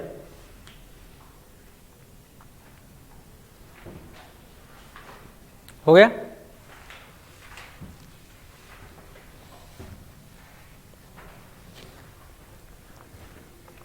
बाल्फोर बनाम बाल्फोर का केस लिख लीजिए, ये 1919 का है, ठीक है। इस केस का फैक्ट क्या जरा समझिए, सुनिए आप लोग, मैं बता रहा हूं। लिखा हुआ प्रतिवादी, ठीक है, जो प्रतिवादी है वो सीलोन श्रीलंका का पुराना नाम है, ठीक है। तो प्रतिवादी सीलोन यानी अब श्रीलंका में नौकरी करता था, यानी उस समय वो श्रीलंका में नौकरी करता था। अपनी पत्नी तथा बच्चों के साथ इंग्लैंड घूमने गया था। प्रतिवादी जो है, प्रतिवादी मतलब उसका हस्बैंड, ठीक है, अपने बच्चों के साथ, वही बाद में प्रतिवादी बन जाता है, अपने बच्चों पत्नी के साथ इंग्लैंड घूमने गया था। जब वो वहां से वापस होने लगा तो स्वास्थ्य ठीक ना होने के कारण उसकी पत्नी को इंग्लैंड में ही ठहरना पड़ गया, यानी पत्नी का स्वास्थ्य ठीक नहीं था, उसको इंग्लैंड में ही रुकना पड़ गया। चलते समय उसने अपनी पत्नी को वचन दिया, किसने, पति ने अपने पत्नी को वचन दिया कि 30 पाउंड प्रतिमास खर्चे के लिए मैं भेजता रहूंगा, यानी आप यहाँ रहिए, आपका स्वास्थ्य ठीक नहीं है, मैं 30 पाउंड आपको प्रतिमास भेजता रहूंगा। आप इसको देखिए डायरेक्ट में कैसे लिखेंगे या अपने नोट्स में संक्षिप्त में लिख लीजिएगा कि सीलोन का मामला, श्रीलंका का मामला, ठीक है, अब घूमने का मामला, ऐसे करके लिख लीजिएगा, जिससे संक्षिप्त में आपको याद रहेगा। बाल्फोर बनाम बाल्फोर का केस में आप एक लाइन में लिख लीजिए कि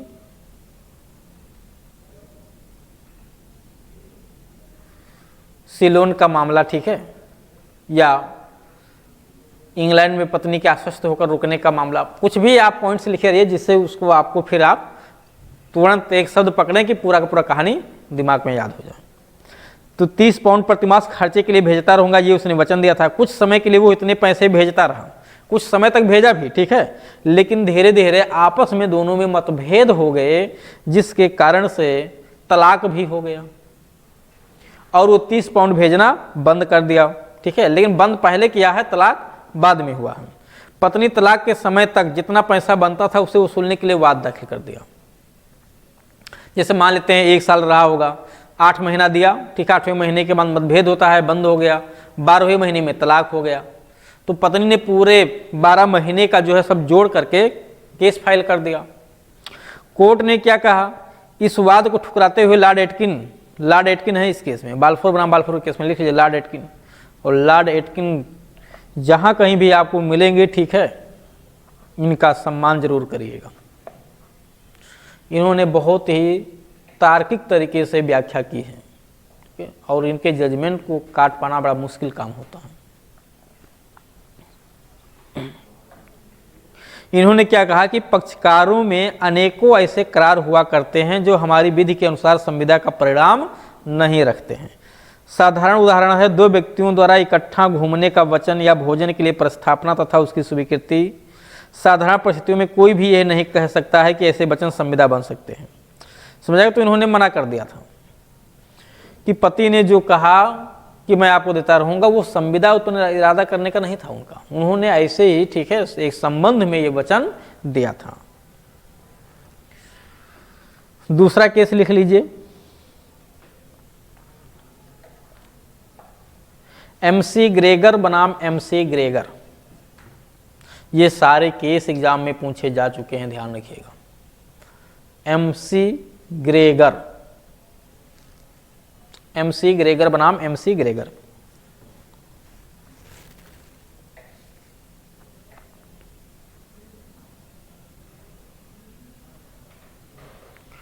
ठीक है, इसमें क्या था मामला, ये केस है 1888 का।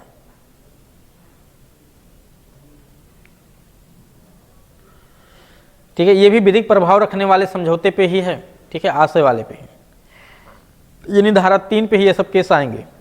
इसमें एक पति तथा पत्नी जिन्होंने एक दूसरे के खिलाफ क्रिमिनल केस फाइल कर दिया था, ठीक है, पत्नी ने एक दूसरे पे क्रिमिनल केस फाइल किया था, आपस में समझौता हो गया और उस समझौते में दोनों ने अपने मुकदमों को वापस ले लिया और पत्नी पति के नाम पर उधार माल नहीं खरीदी। ये समझौता हुआ था, ठीक है, किस समझौते के आधार पर केस वापस लिया गया कि पत्नी पति के नाम उधार माल नहीं खरीदेगी। इसका मतलब पत्नी उधार माल खरीद रही थी पति के नाम पे, पति को भरना पड़ रहा था, इसी को लेकर विवाद हुआ होगा, मामला कोर्ट में पहुंच गया।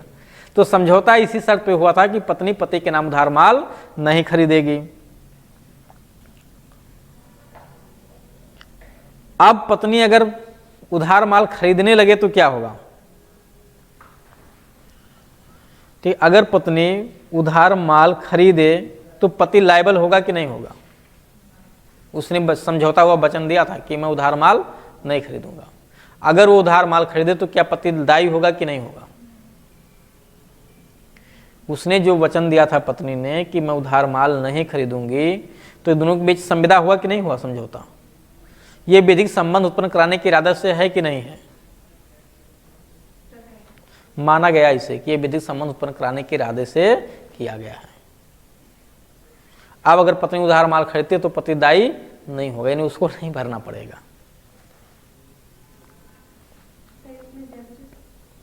जस्टिस नहीं लिखा हुआ इसमें।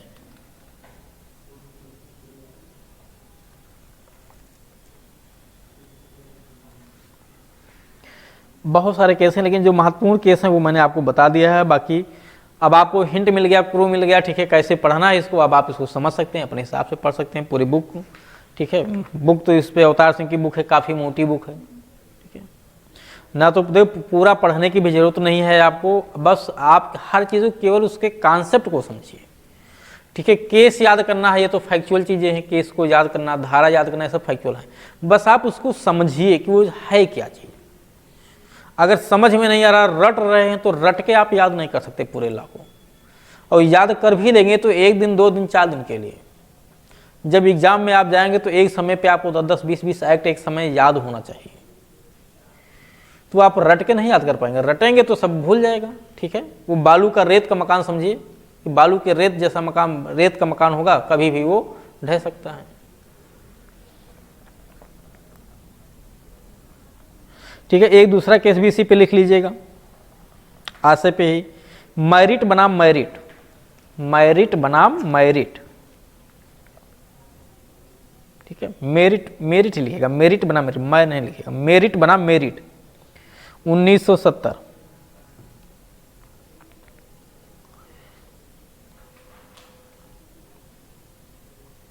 ठीक है, इसमें क्या हुआ था कि पति पत्नी अलग होते समय आपस में संविदा किए थे कि पति एक मकान का लाभदायक हित पत्नी को देगा, ठीक है। पति पत्नी अलग होते समय ये संविदा किए कि पति के पास जो एक मकान है उसका लाभदायक हित पत्नी देगा। लाभदायक हित का मतलब मकान अगर किराए पे उठाया जाएगा तो जो किराया आएगा वही तो हित है, वो लाभदायक हित है, नहीं लाभ पहुंचने वाला हित है।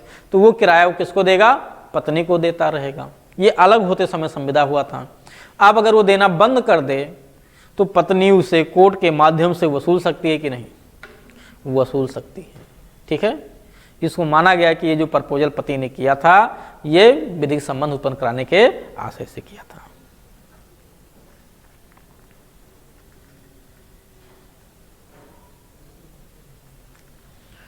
ठीक, तो चलिए इसको भी आपने देख लिया। प्रस्थापना का आशय होना चाहिए, धारा 3 आपने देख लिया।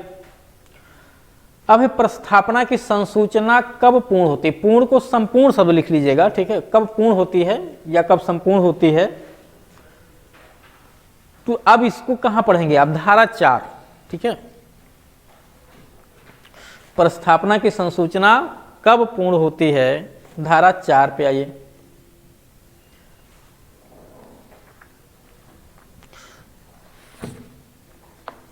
देखिए समस्या कब उत्पन्न होती है, जब प्रस्थापना या उसका प्रतिग्रहण या प्रतिसंग्रहण आमने सामने हो रहा है तो कोई दिक्कत नहीं होती है। जब वो पत्र के माध्यम से दोनों एक अलग अलग स्थान पे हैं, प्रस्थापक और प्रस्थापी, तब समस्या उत्पन्न होती है कि कब वो संपूर्ण माना जाए, प्रस्थापना की संसूचना कब ना मानी जाए। तो यहां पे कई सारे केस ला भी आपको देखना पड़ेगा। सबसे पहले धारा 4, अच्छा, प्रस्थापना करने वाले व्यक्ति को क्या कहते हैं, जो प्रस्थापना करता है उसे क्या कहेंगे, प्रस्थापी, वो ठीक है, प्रस्थापक, सॉरी प्रस्थापक, जिससे प्रस्थापना किया गया है उसे प्रस्थापी। कब ये प्रस्थापक और प्रस्थापी वचनदाता और वचन ग्रहीता बन जाते हैं, जब प्रस्थापना का प्रतिग्रहण प्रस्थापक प्रस्थापी के द्वारा कर लिया जाता है, ठीक है। यानी जैसे मैंने प्रस्थापना किया कि मैं ये पेन आपको 10 रुपये में बेचूंगा, तो मैं कौन हूं, प्रस्थापक, मैं प्रपोजल कर रहा हूं, ठीक है, मैं प्रस्थापक। जिससे कर रहा हूं वो क्या होगा, प्रस्थापी। जैसे ही वो इस मेरे प्रस्ताव को स्वीकार कर लेगा, तुरंत अब वो वचन बन जाएगा, वचन बन जाएगा ना। जैसे ही प्रस्थापना का प्रतिग्रहण होगा वो वचन बन जाएगा। तो वचन किसने दिया, मैंने, बेचने का, समझ में आ गया। तो मैं क्या कहलाऊंगा, वचन देने वाला यानी वचनदाता। आपने वचन को स्वीकार कर लिया, यानी मेरी प्रस्थापना को स्वीकार कर लिया, तो आपने मेरे वचन को ग्रहण कर लिया, एक्सेप्ट कर लिया, तो आप वचन ग्रहीता, यानी वचन को ग्रहण करने वाला व्यक्ति वचन ग्रहीता।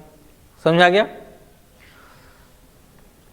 तो वचनदाता वचन ग्रहीता भी डिफाइन है, 2 खा में गा में, ठीक है। 2 गा में वचनदाता वचन ग्रहीता डिफाइन है, खा में तो वचन को डिफाइन किया गया है। तो अब आइए धारा 4 पे। धारा 4 आप लोग देखिए, संसूचना कब संपूर्ण होती है। और धारा 4 में केवल संसूचना ही नहीं लिखा हुआ है, और भी चीजें लिखी हुई है।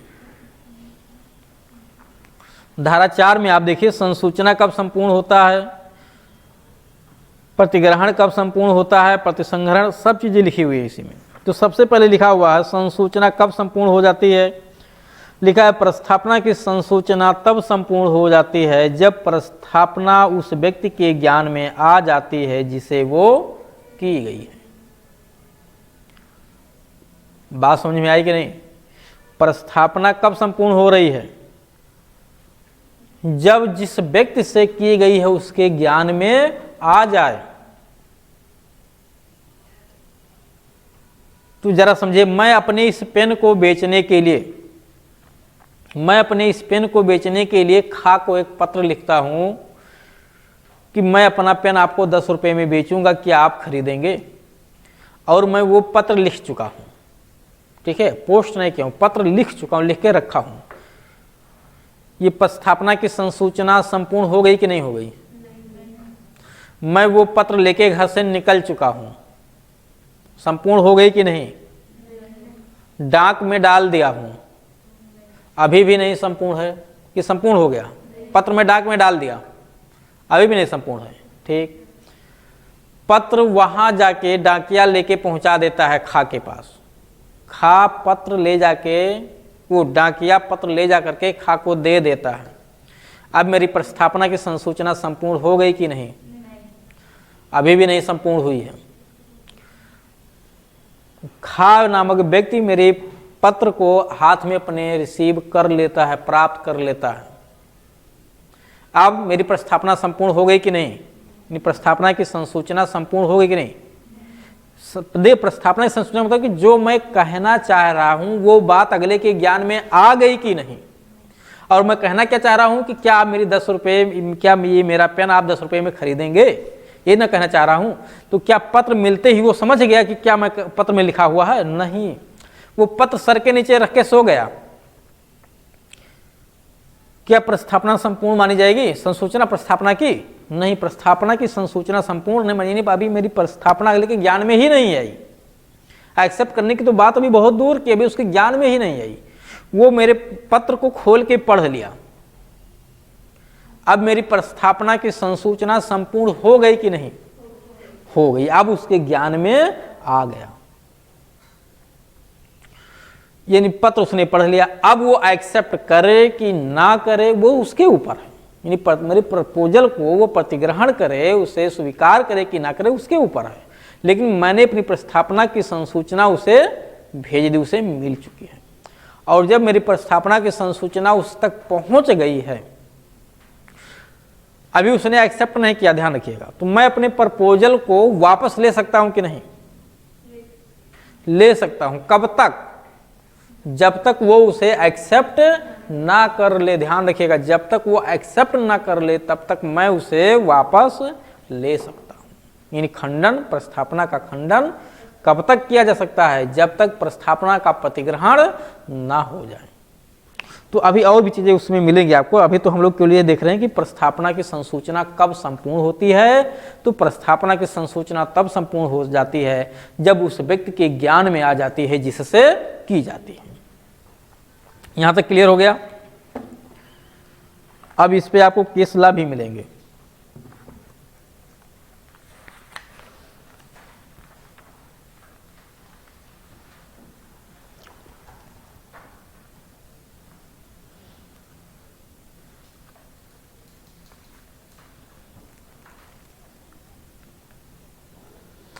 केस लिखिए, लालमन शुक्ला बनाम गौरी दत्त। बहुत महत्वपूर्ण केस है। प्रस्थापना की संसूचना के संपूर्ण होने पे ही यह है कम्युनिकेशन कंप्लीट। यानी संसूचना कब संपूर्ण होती है प्रस्थापना की?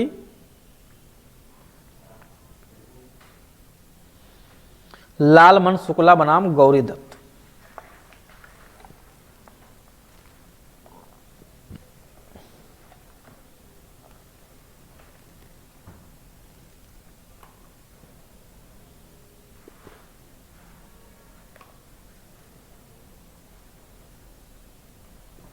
हो गया? इस केस का फैक्ट क्या है? साइटेशन है इसका 1913 इलाहाबाद।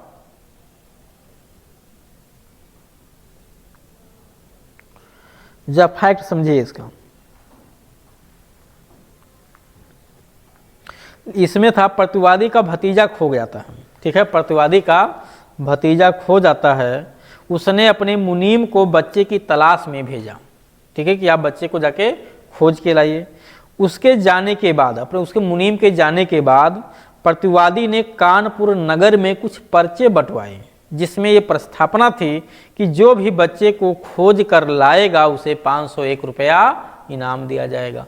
लेकिन ये पर्चा कब बंटवाया गया है? उसके मुनीम के खोज निकलने के पश्चात, यानी खोजने के लिए जब वो निकल चुका है तभी पर्चा बंटवाया गया है। मुनीम बच्चे को खोज लाया और इसके बाद उसे प्रस्थापना के बारे में ज्ञान प्राप्त हुआ और उसने इनाम पाने का प्रयत्न किया। ठीक है, यानी केस फाइल किया। जरा समझिए क्या कह रहा है इसमें, कि जब प्रतिवादी ने, उसका भतीजा प्रतिवादी का खो जाता है और वो अपने मुनीम को बच्चे को खोजने के लिए भेजता है और इधर एक पर्चा छपवाता है कि जो कोई मेरे बच्चे को खोज कर लाएगा उसे 501 रुपया इनाम दिया जाएगा। तो ये प्रपोजल है कि नहीं है? है। कैसा प्रपोजल है? कौन खोज के लाएगा? कोई भी। तो सभी से प्रपोजल है कि नहीं? पूरी दुनिया से है कि नहीं है? तो लोक प्रस्थापना है कि नहीं है? है ना, लोक प्रस्थापना भी है अपने आप में। किसी एक व्यक्ति से नहीं कहा गया, ध्यान रखिएगा। अगर किसी एक व्यक्ति विशेष से कहा गया होता तो ये निजी प्रस्थापना होता। ये तो ओपन है, कोई भी खोज के ला सकता है और 501 रुपए के इनाम ले सकता है। तो ये लोक प्रस्थापना है। अब मुनीम जो है बच्चा खोज चुका था, समझ में आ गया? और जब वो बच्चा खोज के लाता है तो उसे पता चलता है कि ये तो 501 रुपया देने का इनाम भी किया गया था। अब वो इसको क्लेम करता है कि 501 रुपया मुझे दिया जाए। तो जरा समझिएगा, अब यहाँ पे जो प्रपोजल किया गया, क्या वो उस मुनीम से संपूर्ण हो चुका था? उसका कम्युनिकेशन, प्रस्थापना की संसूचना संपूर्ण थी कि नहीं? क्या उस प्रस्थापना का ज्ञान मुनीम को था? कि 501 रुपये का इनाम दिया गया है, चलो खोज मेहनत किया जाए, बच्चा मिल जाएगा तो 501 रुपया मिल जाएगा, नहीं था ना।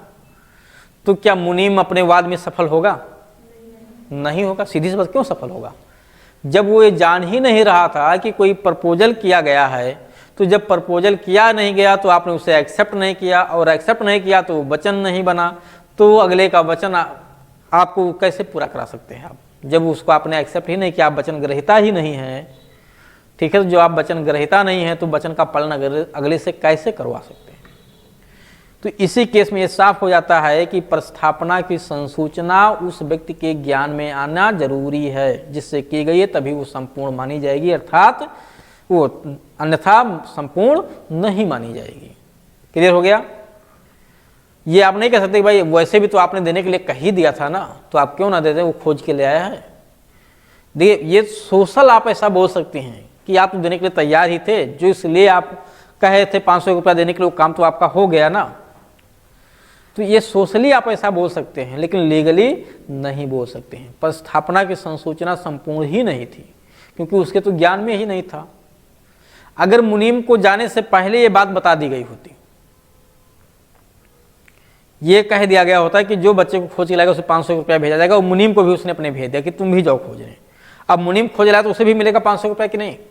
उसे जो खोज के लाएगा उसे भी दे दिया जाएगा। तो ये लालमन शुक्ला बनाम। अब लालमन शुक्ला बनाम गौरी दत्त का जो केस है, इसमें 3 पॉइंट्स आपको ध्यान रखना है। इसी केस में कहा गया कि प्रस्थापना की संसूचना के संपूर्ण होने के लिए जरूरी है कि प्रस्थापी के ज्ञान में आ जाए, जिससे प्रस्थापना किया गया उसके ज्ञान में आ जाए। दूसरी बात, ये प्रस्थापना किस नेचर का है? लोक की निजी? लोक प्रस्थापना है। समझ में आ गया? तो ये लोक प्रस्थापना के भी, जब लोक प्रस्थापना भी मैं बताऊंगा तो उसके दृष्टांत में आप इसको लिख दीजिएगा कि ये जो केस है ये लोक प्रस्थापना है। दूसरा, ये लोक प्रस्थापना तो है, क्या ये सतत प्रकृति का है कि असतत प्रकृति, कॉन्टिन्यूअस नेचर का है कि डिसकॉन्टिन्यूअस नेचर का है? ये प्रपोजल कैसा है?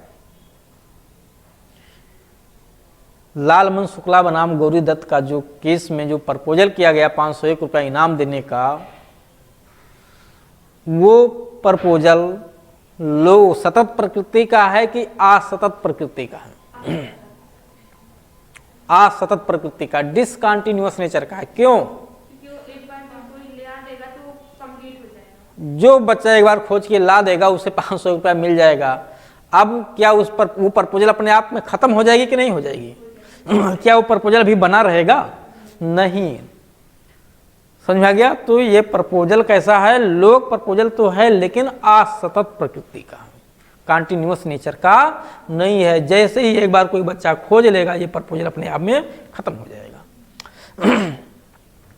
अब आप कहेंगे सतत प्रकृति का फिर कौन सा प्रपोजल होता है? तो अभी जब मैं वहां चलूंगा, ठीक है, सतत प्रस्थापना क्या होता है तब मैं समझाऊंगा, वहां दृष्टांत दूंगा, आपको केस ला भी बताऊंगा कि कौन से प्रपोजल सतत प्रकृति के होते हैं। एक लाइन में समझ भी लीजिए कि ऐसी प्रस्थापना जिसका प्रतिग्रहण एक से अधिक व्यक्तियों के द्वारा किया जा सकता है, यानी एक ने एक्सेप्ट कर लिया प्रस्थापना को तो वो समाप्त नहीं मानी जाती, अभी भी वो प्रस्थापना बनी हुई है। ठीक है, इसी पे बहुत महत्वपूर्ण एक केस आता है कार्लिल बनाम स्मोक बाल कंपनी का। ठीक है, स्मोक बाल कंपनी का जो केस है वो बहुत महत्वपूर्ण है इसी पे। उसमें दवा निर्माता कंपनी होती है, वो कहती है कि जो मेरी बनाए गए दवा का यूज करेगा अगर उसे कोई साइड इफेक्ट होगा तो मैं इससे ना दायी होंगी। जितने लोग उस दवा को यूज कर रहे हैं अगर उन्हें साइड इफेक्ट हो रहा है वो लायबल होते रहेंगे कि नहीं होते रहेंगे? तो ये सतत प्रकृति का ये प्रस्थापना चलता रहता है जब तक इसको बंद ना कर दिया जाए।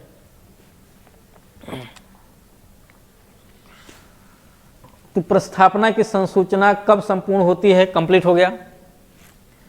अब आगे लिखा हुआ है कि प्रस्थापना का प्रतिसंहरण।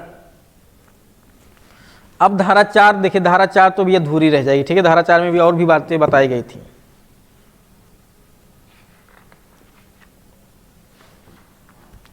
प्रस्थापना और प्रतिग्रहणों का प्रतिसंहरण। चलिए धारा 5 हम लोग देख लेते हैं इसको, ठीक है, क्योंकि स्टेप बाय स्टेप ही देख रहे हैं।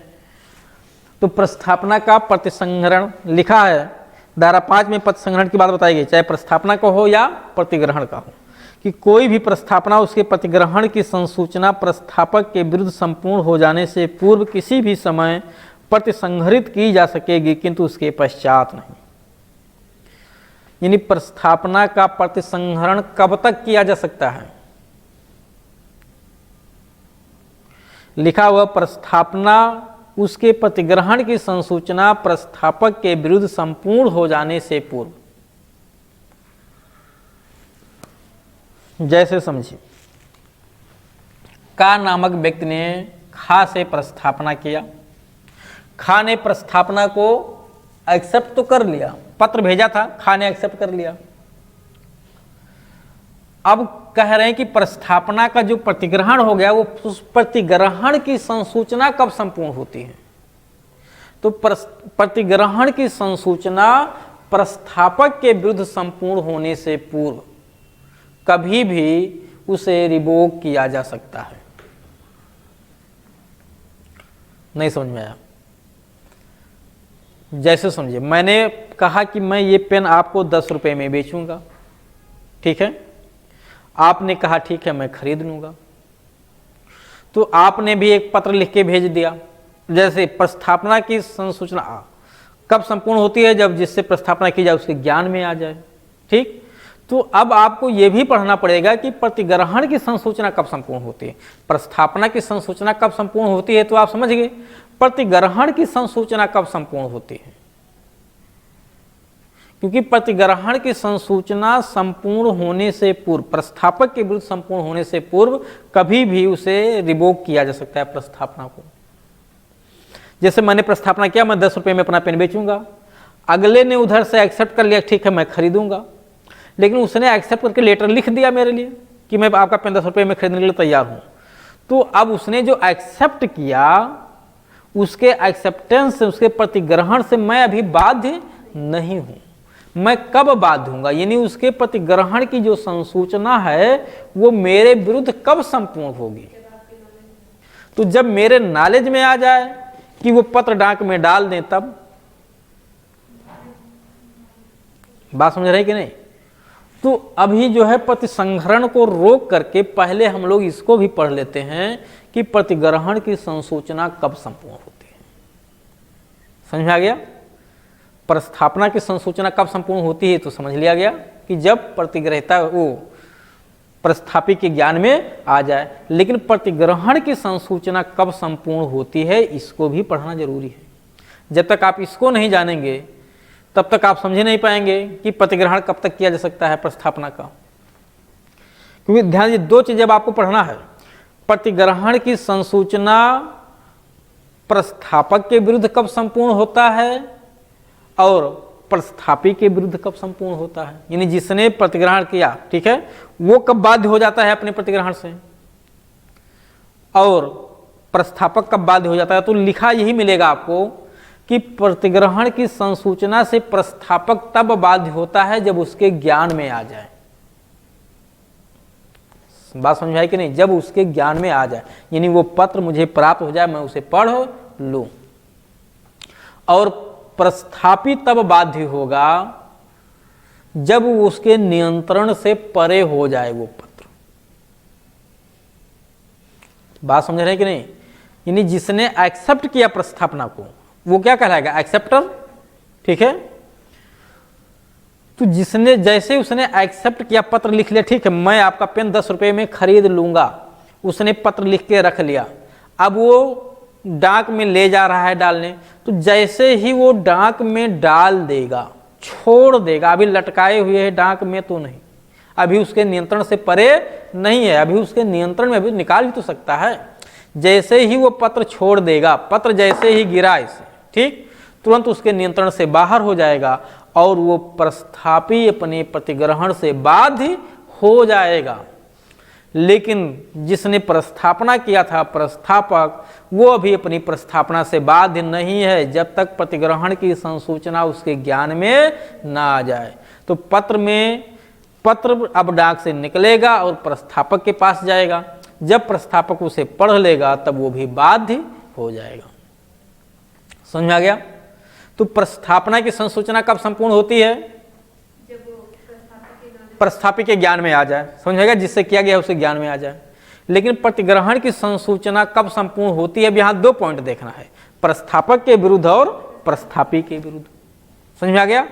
प्रस्थापक के विरुद्ध और प्रस्थापी के विरुद्ध। तो प्रस्थापक के विरुद्ध कब संपूर्ण होगा? जब उसके ज्ञान में आ जाए। प्रस्थापी के विरुद्ध कब संपूर्ण होगा? जब उसके नियंत्रण से परे हो जाए। नहीं समझ में आया? यही लिखा हुआ बैरक में, देख लीजिए। धारा 4 पढ़िए। धारा 4 में देखिए लिखा हुआ सबसे पहले कि प्रस्थापना की संसूचना तब संपूर्ण हो जाती है जब प्रस्थापना उस व्यक्ति के ज्ञान में आ जाती है जिससे वो की गई है। ठीक है। अब अगला लिखा हुआ है प्रतिग्रहण की संसूचना। अब यहां 2 बातें आ गई। लिखा प्रतिग्रहण की संसूचना प्रस्थापक के विरुद्ध लिख दिया गया कि नहीं, कि प्रस्थापक के विरुद्ध तब संपूर्ण हो जाती है जब वो उसके प्रति इस प्रकार पारेषण के अनुक्रम में कर दी जाती है कि वह प्रतिग्रहिता की शक्ति के बाहर हो जाए, उसके नियंत्रण से परे हो जाए, शक्ति से बाहर हो जाए। समझ में आया कि नहीं? पारेषण के अनुक्रम का मतलब भेजने का अनुक्रम। पारेषण मतलब भेजना होता है। ट्रांसमिशन लिखा हुआ है इंग्लिश, ठीक है, लिखा है ना, कोर्स ऑफ ट्रांसमिशन। पारेषण के अनुक्रम में, भेजने के अनुक्रम में इस तरह से भेज दी जाए कि उसके नियंत्रण से परे हो जाए। तो नियंत्रण से परे कब होगा? जब पत्र डाक में डाल देंगे कि जब डालने जा रहे हैं? जब डाल देंगे या पत्र हाथ से छोड़ देंगे तभी आपके नियंत्रण से परे माना जाएगा। समझा गया? तो किसके विरुद्ध संपूर्ण हो जाएगा? तो लिखा पर नहीं, यहां लिखा है प्रस्थापक के विरुद्ध तब संपूर्ण हो जाता। देखिए हम लोग जो अभी समझे थे वो उल्टा हो गया था। प्रस्थापक के विरुद्ध तभी संपूर्ण हो जाता है जब वो उसके प्रति इस प्रकार पारेषण के अनुक्रम में कर दी जाए कि प्रतिग्रहिता की शक्ति से बाहर हो जाए। हम लोग उल्टा पढ़ लिए थे, उसी को उल्टा कर लेना है कि प्रस्थापक के विरुद्ध तब संपूर्ण हो जाएगा जब वो प्रतिग्रहिता के नियंत्रण से परे हो जाए, और प्रतिग्रहिता के विरुद्ध तब संपूर्ण हो जाएगा जब वो प्रस्थापक के ज्ञान में आ जाए। ये आगे लिखा ना, प्रतिग्रहिता के विरुद्ध तब संपूर्ण हो जाती है जब वो प्रस्थापक के ज्ञान में आ जाए। समझ में आया कि नहीं? ये नहीं, जरा समझे। यहां पे मैं समझा रहा हूं कि का ने एक प्रपोजल किया पेन बेचने के लिए, ठीक है। मान लेते हैं ये, ठीक है, पेन है, इसको बेचने का इसने प्रपोजल किया और एक पत्र लिखा और डाक में, ठीक है, डाक में ले जाके डाल रहा है। पत्र डाक में डाल दिया खा को कि मैं अपना पेन 10 रुपये में बेचूंगा। खा से कह रहा है पत्र के माध्यम से। पत्र ये डाक में डाल दिया। अभी भी इसकी प्रस्थापना की जो संसूचना है वो संपूर्ण नहीं हुई। कब संपूर्ण होगी? जब इसके ज्ञान में आ जाए। धारा 4 के पहले पैरा में यही लिखा हुआ है कि जब प्रस्थापना की संसूचना तब संपूर्ण हो जाती है जब उस व्यक्ति के ज्ञान में आ जाती है जिससे की गई है। क्लियर हो गया? अब इसके ज्ञान में आ गया, यानी पत्र यहां डाला गया और यहां से निकल के वापस खा के पास आ गया और इसने उसे पढ़ लिया, तभी ज्ञान में आ गया माना जाएगा। अगर रखा हुआ है तो ज्ञान में नहीं है मान लिया जाएगा। अब इसने एक्सेप्ट कर लिया और एक पत्र लिखता है, तो अब इसका जो प्रतिग्रहण है, इसने एक्सेप्ट कर लिया तो प्रतिग्रहण कहलाएगा। तो प्रतिग्रहण की संसूचना कब संपूर्ण मानी जाएगी? प्रस्थापना की संसूचना कब संपूर्ण मानी जा रही है आपने देख लिया। अब प्रतिग्रहण की संसूचना कब संपूर्ण मानी जाएगी? तो यहां 2 बातें।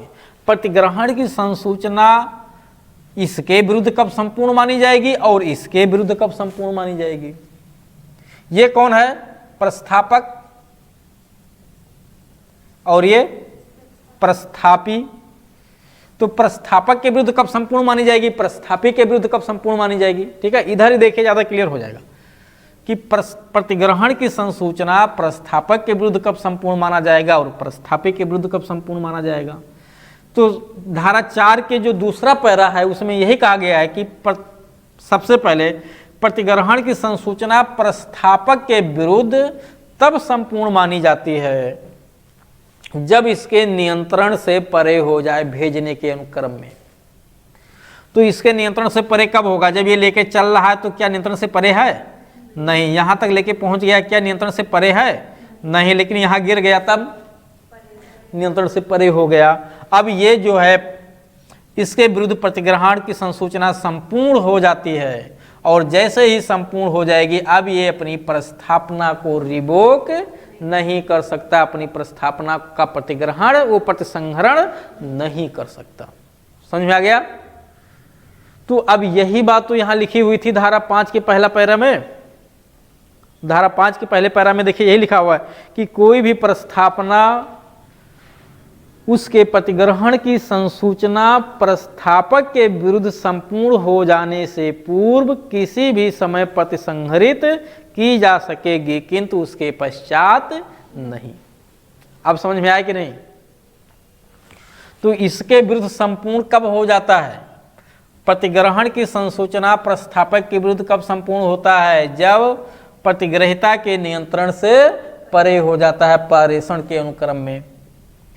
तो परे कब होगा? जब ये पत्र डाक में डाल देगा तो प्रस्थापक अपनी प्रस्थापना से बाध्य हो जाएगा, अब उसे खंडित नहीं कर सकता। अर्थात जब तक समझे इसने एक्सेप्ट कर लिया, लिख के रख लिया मैं खरीदूंगा 10 रुपये में आपका पेन, और लिख के लेके निकल पड़ा है, इधर से प्रस्थापक एक पत्र लिख दिया मैं अब अपना पेन नहीं बेचूंगा, खंडन कर सकता है कि नहीं? ध्यान समझिए, ये अभी कर सकते, ये घर से लेके निकल चुका है पत्र लिख के रखा हुआ उसमें मैं आपका 15 रुपये में खरीद लूंगा, और पत्र लेके जा रहा है डाक में डालने, अभी डाला नहीं है। ये इधर से एक पत्र लिख दिया कि मैं अपना पेन अब आपको नहीं बेचूंगा, तो ये अपनी प्रस्थापना का पत्र संग्रहण भी कर सकता है कि नहीं? कर सकता है। क्यों? क्योंकि अभी ये भेजने के अनुक्रम में इसके नियंत्रण से परे पत्र नहीं हुआ है। समझ में आ गया? तो जब ये, अब जरा समझिए, ये जब भेजेगा तो भेजने यानी डालने का टाइम, और ये जो पत्र लिख के इसने डाक में डाल दिया उसके टाइम में ये बिफोर हो जाएगा ना, ये पहले हो जाएगा। क्यों? क्योंकि पहले लिख के डाल दिया, ये अभी डाल ही नहीं पाया था। तो टाइम के आधार पे देख लिया जाएगा कौन सा पत्र पहले डाक में पड़ा था। दिन तो रहता है ना कब से पोस्ट हुआ है वो, तो टाइम के आधार पे डिसाइड हो जाएगा जिसका पहले होगा। समझ में आ गया ना? ये डालने से पहले समय भी देखा जाएगा, दिन भी देखा जाएगा। अगर दिन से निर्धारण हो जाए तो दिन से, नहीं तो समय भी देखा जाएगा कि इसके डालने से पहले, जैसे इसने 1 बजे पत्र डाक में डाला और इसने जो है 12:45 बजे ही पत्र डाल दिया था मैं नहीं बेचूंगा, तो इसने पहले कह दिया कि नहीं कह दिया? तो इसकी बात मान ली जाएगी। समझ में आ गया ना? वो तो साक्ष्य का विषय ना, कैसे डिसाइड, कैसे साबित करेंगे? हम लोग तो थ्योरी पढ़ रहे हैं। समझ में आ रहा है कि नहीं? वो तो साक्ष्य का विषय, आप साबित कैसे करें कि आपने पहले जो है रिवोक किया है कि बाद में किया है? अगर आप साबित कर देते हैं कि आपने पहले खंडन किया है तो आपकी बात मान ली जाएगी, सीधी सी बात है, चाहे आप भले ना पहले किए हों, वो तो साक्ष्य का विषय है। तो प्रस्थापना का प्रतिसंहरण कब तक किया जा सकता है? जब तक प्रस्थापना के प्रतिग्रहण का पत्र, वो प्रस्थापना का प्रतिग्रहण की संसूचना प्रस्थापक के विरुद्ध संपूर्ण ना हो जाए। जैसे ही प्रतिग्रहण की संसूचना प्रस्थापक के विरुद्ध संपूर्ण हो जाती है, वैसे ही वो उसका प्रतिसंहरण नहीं कर सकता, यानी अपनी प्रस्थापना से बाध्य हो जाता है। तो चलिए मैं इसको भी पढ़ा दिया, ठीक है? उसको रोक करके इसको भी पढ़ा दिया कि प्रस्थापना का प्रतिसंहरण कौन करेगा? तो जाहिर है जिसने प्रस्थापना किया है वही करेगा।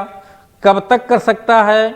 जब तक उस प्रस्थापना के प्रतिग्रहण की संसूचना से प्रस्थापक बाध्य ना हो जाए। और कब बाध्य होता है? जब प्रतिग्रहिता के नियंत्रण से परे हो जाए, ठीक है? यानी प्रतिग्रहण की संसूचना पारेषण के अनुक्रम में प्रतिग्रहिता के नियंत्रण से जब परे हो जाए तो प्रस्थापक अपनी प्रस्थापना से बाध्य हो जाता है, और नियंत्रण से परे होने से पूर्व तक वो बाध्य नहीं होता है, और जब तक बाध्य नहीं होता तब तक अपनी प्रस्थापना का खंडन कर सकता है। अगला लिखा हुआ प्रस्थापना के प्रतिग्रहण की रीत। प्रस्थापना के प्रतिग्रहण की रीत क्या होगी? तो प्रस्थापना के प्रतिग्रहण की रीत कहाँ बताई गई है? देखिए, प्रस्थापना का प्रतिसंहरण कहाँ बताया गया? धारा 5। संसूचना कहाँ संपूर्ण होती है? धारा 4। ठीक है। आशय की बात कहाँ की गई है? धारा 3। ठीक। प्रस्थापना का निमंत्रण भी परिभाषा से ही निकल के आता है। क्रॉस प्रपोजल ये सब परिभाषा से ही निकल के आते हैं। प्रस्थापना के प्रतिग्रहण की रीत क्या होगी? धारा 7 में बताया गया है। प्रस्थापना के प्रतिग्रहण की रीत धारा 7 में बताया गया है। तो धारा 7 में देखिए क्या लिखा हुआ है कि प्रस्थापना को वचन में संपरिवर्तित करने के लिए प्रतिग्रहण आत्यंतिक और अविशेषित होनी ही चाहिए। समझा गया? यानी प्रतिग्रहण कैसा होना चाहिए? आत्यंतिक होना चाहिए। कहाँ बताया गया? धारा 7 में। तो प्रस्थापना का प्रतिग्रहण की रीत कैसी होनी चाहिए? आत्यंतिक होना चाहिए। इसको आप प्रतिग्रहण वाले में भी पढ़ सकते थे, खैर चलिए ठीक है, यहीं पे पढ़ लीजिए कि प्रस्थापना के प्रतिग्रहण की रीत कैसा होना चाहिए? आत्यंतिक और अविशेषित, एब्सोल्यूट एंड अनक्वालिफाइड होना चाहिए, संपूर्ण और शर्त रहित होना चाहिए। इसका यही मतलब है कि संपूर्ण, आत्यंतिक का मतलब संपूर्ण, अविशेषित का मतलब शर्त रहित होना चाहिए। अगर आपने उधर से कोई शर्त लगा दिया तो फिर वो प्रस्थापना का प्रतिग्रहण नहीं माना जाएगा, बल्कि वो प्रतिप्रस्थापना हो सकता है या कुछ और हो सकता है। अब यहां पे 2 में और लिखा हुआ, 2 में देखिए क्या लिखा हुआ, रीत बताई गई है कि किसी प्रायिक और युक्त प्रकार से अभिव्यक्ति होनी ही चाहिए जब तक कि प्रस्थापना विहित न करता हो कि उसे किस प्रकार प्रतिगृहित किया जाना है। जरा समझिए, जैसे मैंने पत्र डाक के माध्यम से भेजा कि मैं अपना पेन 10 रुपये में आपको बेचना चाहता हूं, क्या आप खरीदेंगे? और मैंने कह दिया कि आप भी प्रतिग्रहण का पत्र जो है डाक के माध्यम से ही भेजिएगा, डायरेक्ट लेके मेरे पास मत आइएगा। और आपने क्या किया? पत्र से नहीं, बैलगाड़ी से भिजवा दिए। इसलिए भिजवा दिए कि बैलगाड़ी जल्दी पहुंच जाएगी। आपने ट्रक से भिजवा दिया, क्यों? जल्दी पहुंच जाएगा डाक की तुलना में। क्या वो बताए गई रीत से प्रतिग्रहण उस रीत से है जिस तरीके से प्रस्थापक ने बताया था? क्या उस रीत से प्रस्थापना का प्रतिग्रहण हो रहा है? नहीं हो रहा है। डिनाई किया जा सकता है कि नहीं? किया जा सकता है। तो देख, सबसे पहले उन्होंने क्या कहा कि जब कोई रीत ना बताई गई हो तो जो भी उस समय प्रचलित तरीका हो, प्रतिग्रहण का जो प्रचलित तरीका हो उस तरीके से आप करिए, उस मैनर से करिए, अगर कोई रीत नहीं बताई गई है तो। और अगर रीत बता दी गई है तो उस रीत से करिए, लेकिन अगर उस मैनर से आप नहीं करते हैं तो क्या होगा? उपधारा 2 में लिखा हुआ, किसी प्रायिक और युक्त प्रकार से अभिव्यक्त होना ही चाहिए जब तक कि प्रस्थापना विहित ना करता हो। यानी अगर प्रस्थापना में कोई नहीं बताया गया है मैनर, तो कैसा होना चाहिए? प्रायिक और युक्त होना चाहिए। लिखा है ना? और अगर प्रस्थापना में विहित किया गया है तब तो लिखा हुआ है कि यदि प्रस्थापना विहित करती हो कि उसे किस प्रकार प्रतिगृहित किया जाना चाहिए और प्रतिग्रहण उस प्रकार से ना किया जाए तो प्रस्थापक उसे प्रतिग्रहण संसूचित किए जाने के पश्चात युक्त समय के भीतर आग्रह कर सकेगा कि उसकी प्रस्थापना विहित प्रकार से ही प्रतिगृहित की जाए, अन्यथा नहीं। यानी मैंने अपना पेन 10 रुपये में खरीदने के लिए पत्र डाक में डाला, खाको कि क्या आप खरीदेंगे, और आप डाक के माध्यम से ही बताइएगा। उसने डाक के माध्यम से नहीं बताया, वो डायरेक्ट मेरे पास लेके आ गया, ठीक है, या किसी अन्य तरीके से भिजवा रहा है, डायरेक्ट लेके आ रहा, तो मैं एक रीजनेबल टाइम के भीतर उससे कह सकता हूं कि मैंने जैसे कहा है प्रतिग्रहण करने के लिए उसी तरीके से आप उसे एक्सेप्ट करिए। तो वही लिखा हुआ है कि प्रस्थापना विहित प्रकार से ही प्रतिगृहित की जाए, अन्यथा ना की जाए। किंतु यदि वो ऐसा करने में असफल रहता है तो वो उस प्रतिग्रहण को प्रतिगृहित करता है। अगर मैंने उससे फिर नहीं कहा, मैंने कहा कि डाक के माध्यम से आप भेजिएगा, और उसने जो है डायरेक्ट लेके मेरे पास चलाया, मैं कुछ भी नहीं बोला, ले लिया प्रस्थापना, तो प्रस्थापना एक्सेप्ट हो जाएगी कि नहीं हो जाएगी? प्रतिग्रहण जो है उसने लेके आ गया, अब मैं उस प्रतिग्रहण से बाध्य हो जाऊंगा कि नहीं हो जाऊंगा? मैंने उसे ले लिया, स्वीकार कर लिया। अगर मैंने समय रहते हुए उसे बता दिया कि जिस तरीके से मैंने कहा उसी तरीके से भेजिएगा आप, ठीक है, इसको आप जिस तरीके से भेज रहे हैं मैं उसे स्वीकार नहीं करूंगा, तो फिर उसे भेजना पड़ेगा। अगर नहीं भेज रहा है तो फिर वो कंप्लीट नहीं माना जाएगा। समझ में आ गया ना, प्रतिग्रहण फिर वो कंप्लीट नहीं होगा। लेकिन अगर मैं कहता ही नहीं हूँ उसे, तो वो जैसा चाह रहा वैसे ही लाके भेज दिया, बैलगाड़ी से भेज दिया, चाहे जिससे भेज दे, भले न डाक से भेजे, तो भी वो प्रतिगृहित हो जाएगी। समझ में आ गया ना। अब इस पे आपको कुछ केस भी लिखना पड़ेगा। अच्छा, जो पहला पैरा है इस पे आत्यंतिक और अविशेषित होना चाहिए। अगर प्रतिग्रहण आत्यंतिक और अविशेषित ना हो तब क्या होगा? तो फिर वो काउंटर प्रपोजल हो जाएगा। जैसे आपने कोई शर्त लगा दिया, मैं 10 रुपये में खरीदूंगा। समझा गया। मैंने कहा कि 2 दिन के भीतर आपको खरीदना, आपने कहा कि 1 दिन का क्या और अवसर दे सकते हैं।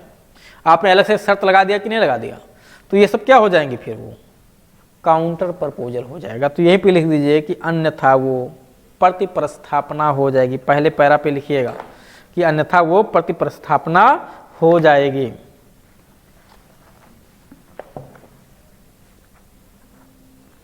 और अब धारा 7 आप लोगों ने पढ़ लिया है, तो इसको कंप्लीट कर लीजिए। ठीक है, इस पे जो केसला है उसको लिख लीजिए।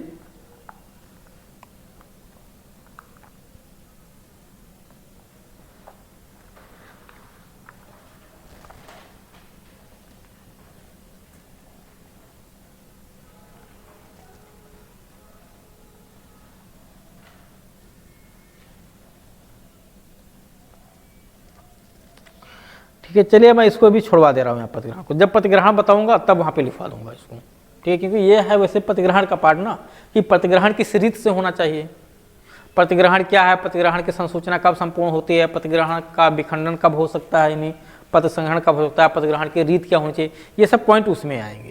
ठीक है, तो भले आपने समझ तो लिया है, केवल लिखना ही है, वो मैं बाद में लिखवा दूंगा।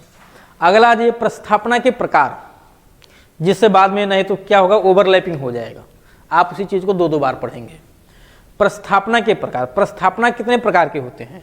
2 प्रकार के, या तो वो लोक प्रस्थापना होगा या तो निजी प्रस्थापना होगा। लोक प्रस्थापना कब कहलाता है? जब कोई प्रस्थापना किसी व्यक्ति विशेष से ना करके, ठीक है, किसी व्यक्ति विशेष से ना करके वो एक से अधिक व्यक्तियों से किया जाए, एक से अधिक भी नहीं, व्यक्ति विशेष से ना करके, एक से अधिक भी नहीं, संपूर्ण लोगों के साथ किया जाए। ठीक है, संपूर्ण मानव जगत के लिए किया जाए, तो वो लोक प्रस्थापना कहलाता है। आप लिख लीजिए एक लाइन प्रस्थापना के प्रकार में। प्रस्थापना के प्रकार में लिख लीजिए आप लोग।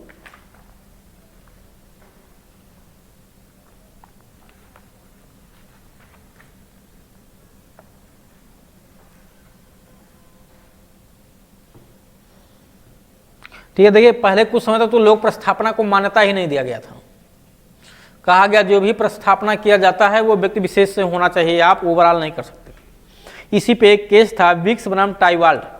ठीक है, पहले तो आप लोग ये लिख लीजिए लोक प्रस्थापना है क्या। लिखिए,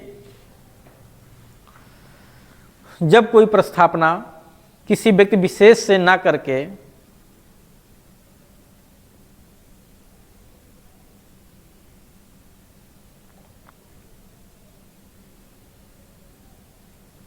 संपूर्ण जगत के लिए की जाती है,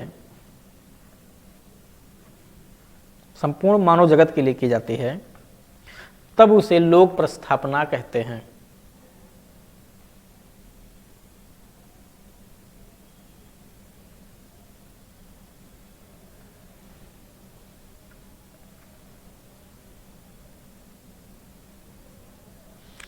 लिख लीजिए, विक्स बनाम टाइवाल्ड, विक्स बनाम टाइवाल्ड 1605,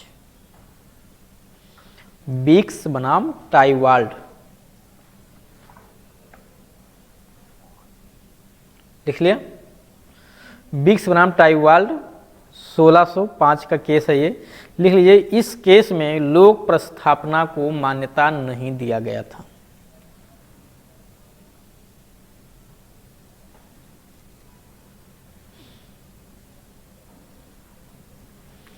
इस केस में लोक प्रस्थापना को मान्यता नहीं दिया गया था। मामला क्या था कि इस केस में एक व्यक्ति जो है, ठीक है, अभी मैं एक लाइन बता भी दूंगा, पहले आप समझ लीजिए, या चलिए मैं बुक को ही पढ़ के सुना दे रहा हूँ। लिखा हुआ है कि प्रतिवादी ने कई एक लोगों में बैठे हुए यह कहा कि वो किसी ऐसे व्यक्ति को 100 पाउंड देगा जो सहमति से उसकी लड़की से शादी कर ले। ठीक है, ऐसे आम पब्लिक में उसने कह दिया कि जो कोई मेरे लड़की से शादी करेगा मैं उसे 100 पाउंड दूंगा। तो क्या वो किसी व्यक्ति विशेष से कहा? जो कोई कर लेगा, ठीक है, उसे वो 100 रुपया पाउंड देने के लिए कह दिया। एक ने शादी कर लिया और 100 रुपया भी मांगने चल दिया, कहा कि भाई 100 रुपया आप दीजिए, आपने ही कहा था 100 रुपया देने के लिए। उसने मना कर दिया, वो कोर्ट पहुंच गया। कोर्ट ने कहा कि ये वचन किसी व्यक्ति विशेष के प्रति निर्दिष्ट नहीं था, किसी एक व्यक्ति का नाम नहीं सुझाया गया था, किसी एक की ओर इंगित नहीं किया गया था, इसी नाते आप 100 रुपया पाने के हकदार नहीं, 100 पाउंड पाने के हकदार नहीं। इसका मतलब कोर्ट का कहने का मतलब क्या था कि जो भी प्रस्थापना की जाए वो किसी ना किसी को इंगित करके की जाए, टारगेट करके की जाए। यानी निजी प्रस्थापना को फोकस कर रहे थे, लोक प्रस्थापना को नहीं। यानी आम पब्लिक को अगर आप कर देंगे तो मान्य नहीं होगा। तो इस केस में मान्यता नहीं दी। बहुत महत्वपूर्ण केस है, पूछा गया, कई बार एग्जाम में पूछा गया है कि किस केस में जो है लोक प्रस्थापना को मान्यता नहीं दिया गया था। तो विक्स बनाम टाइवाल्ड का केस 1605 का। यानी 1605 बहुत ज्यादा समय नहीं हुआ है, अभी 500 ही तो साल हुआ, ठीक है, 400, ठीक है, 400 साल पहले लोक प्रस्थापना चल ही नहीं रही थी। इधर बहुत जल्दी से चेंजेज हुए हैं, ठीक है, बहुत ज़्यादा परिवर्तन इधर हो गया है। और ख़ास तौर से अगर आप अपने देश की बात करेंगे तो आज़ादी काल से, जब से देश आज़ाद हुआ, या आज़ादी से थोड़ा सा और आप अंग्रेज़ों के समय से चले जाइए। अंग्रेज़ों का आगमन 1600 में हो जाता है ईस्ट इंडिया कंपनी के आगमन से, लेकिन उस समय तो थोड़ी सी शुरुआती स्टेज थी। जब वो 1700 में पहुँचते हैं, ठीक है, चार्टर वगैरह शुरू हो जाता है 1773 का रेगुलेटिंग एक्ट, तो वहाँ से विकृतियाँ धीरे धीरे, जो भारत में विकृतियाँ विद्यमान थी उस समय, आज आप लोग शायद नहीं जानते होंगे उतनी विकृतियाँ, कितनी तरह तरह की विकृतियाँ थी देश में आपके, जिसको आज सोचेंगे तो हंसी आएगी। और बहुत सारी विकृतियाँ आज भी विद्यमान हैं, लेकिन आप भी उसमें यूज टू हो गए हैं, तो अच्छा लग रहा है कि वो सही है कि नहीं। तो उसी समय जो उस समय भी लोग थे उनको भी अच्छा लग रहा था, ठीक है।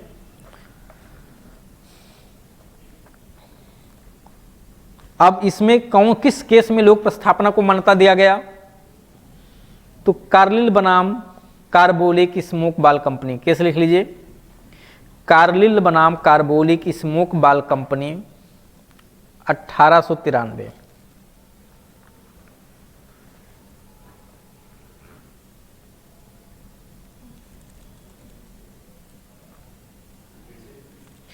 कार्लिल बनाम कार्बोलिक स्मोक बाल कंपनी, कार्लिल बनाम कार्बोलिक स्मोक बाल कंपनी 1893।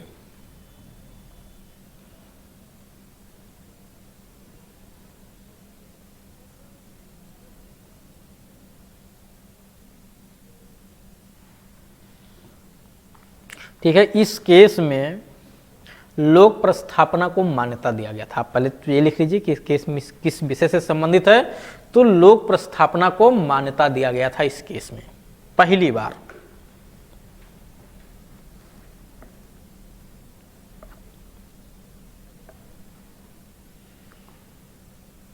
समझ में आ गया? बहुत महत्वपूर्ण केस भी है ये अपने आप में। इस केस का मेन फैक्ट क्या है, निचोड़ आप मैं बता दे रहा हूं, बाकी डिटेल में आप बुक से पढ़ लीजिएगा। लिखा इस केस में क्या था कि ये जो स्मोक बाल कंपनी थी एक दवा निर्माता कंपनी थी, ठीक है। इसने एक प्रपोजल किया कि जो कोई मेरे कंपनी की दवा का प्रयोग करेगा और बताए गए निर्देशों के अनुसार, अगर उस दवा से किसी को कोई साइड इफेक्ट हो जाता है तो उसके लिए मेरी कंपनी दायी होगी, और उस क्षतिपूर्ति को देने के लिए मैं बैंक में कुछ निश्चित रकम जमा भी कर दे रहा हूं, जिससे आप ये मत कहें कि आप इतना पैसा देंगे कहां से लोगों को साइड इफेक्ट होने पे। बात समझ में आ गया? तो एक व्यक्ति ने, एक महिला दवा को यूज करती है, साइड इफेक्ट हो जाते हैं, उसके बाल ही सब सर के सफेद हो जाते हैं, या और भी बहुत सारे लोगों को नुकसान हुए होंगे, लेकिन वो महिला एक क्लेम की, सबके बस की बात कहाँ क्लेम करने के लिए। तो वो जो है कंपनी कहती मैं तो ये बात ऐसे ही कहा था, कंपनी कह रही मैं तो ये बात ऐसे ही कहा था, कोर्ट ने कहा तुम अगर ऐसे ही कहे होते तो ये क्यों कहते कि बैंक में मैं इतना पैसा जमा कर रहा हूं। आपने बैंक में इतना पैसा जमा करने का जो बात बताई, कितना पैसा जमा है जिससे मैं क्षतिपूर्ति लोगों को दे सकूंगा, इससे आपका ये आशय दर्शित होता है कि ये प्रस्थापना आपका ऐसे नहीं था, बल्कि वो देने का आशय था और जो महिला को नुकसान हुआ उसके लिए आपको क्षतिपूर्ति करना पड़ेगा। और एक लोक प्रस्थापना भी है कि जो कोई यूज करेगा, समझ आ गया। तो इस केस को और डिटेल में आप लोग देख लीजिएगा, कितना पाउंड बैंक में जमा किया था, नाम क्या था पार्टी का, वो सब भी मिल जाएगा। लेकिन एग्जाम में ये सब डिटेल में लिखने की जरूरत नहीं होती, ध्यान रखिएगा। आप संक्षिप्त में चीज़ों को लिखिएगा, ठीक है, क्योंकि एग्जाम में आपके पास समय नहीं होता कि आप बहुत डिटेल में उसे लिख सकें। आप इतना लिख दीजिए कि एग्जामिनर आपकी बात को समझ जाए कि आप बताना क्या चाह रहे हो, बस। यानी आप अपनी बात को कितने कम से कम शब्दों में एग्जामिनर को समझा सकते हैं, यही आपकी कला है लिखने की। जितने कम से कम शब्दों में आप समझा सकेंगे तो आप समझिए आपको ज़्यादा से ज़्यादा नंबर मिल जाएगा और आप सारे आंसर लिख भी ले जाएंगे, नहीं तो आपकी कॉपी वो क्वेश्चन ही छूट जाएंगे, आप लिख ही नहीं पाएंगे, समय का अभाव होता है। समझा गया। तो प्रस्थापना के प्रकार में लोक प्रस्थापना आपने देख लिया, केस भी देख लिया लोक प्रस्थापना का। लोक प्रस्थापना पे हरभजन लाल का भी केस आपने देख लिया जो पीछे आपने पढ़ा है, ठीक है। निजी प्रस्थापना, सतत प्रस्थापना, असतत प्रस्थापना, ये 3 पॉइंट्स कल हम लोग पढ़ेंगे, ठीक। तो आज की क्लास बंद की जा रही है।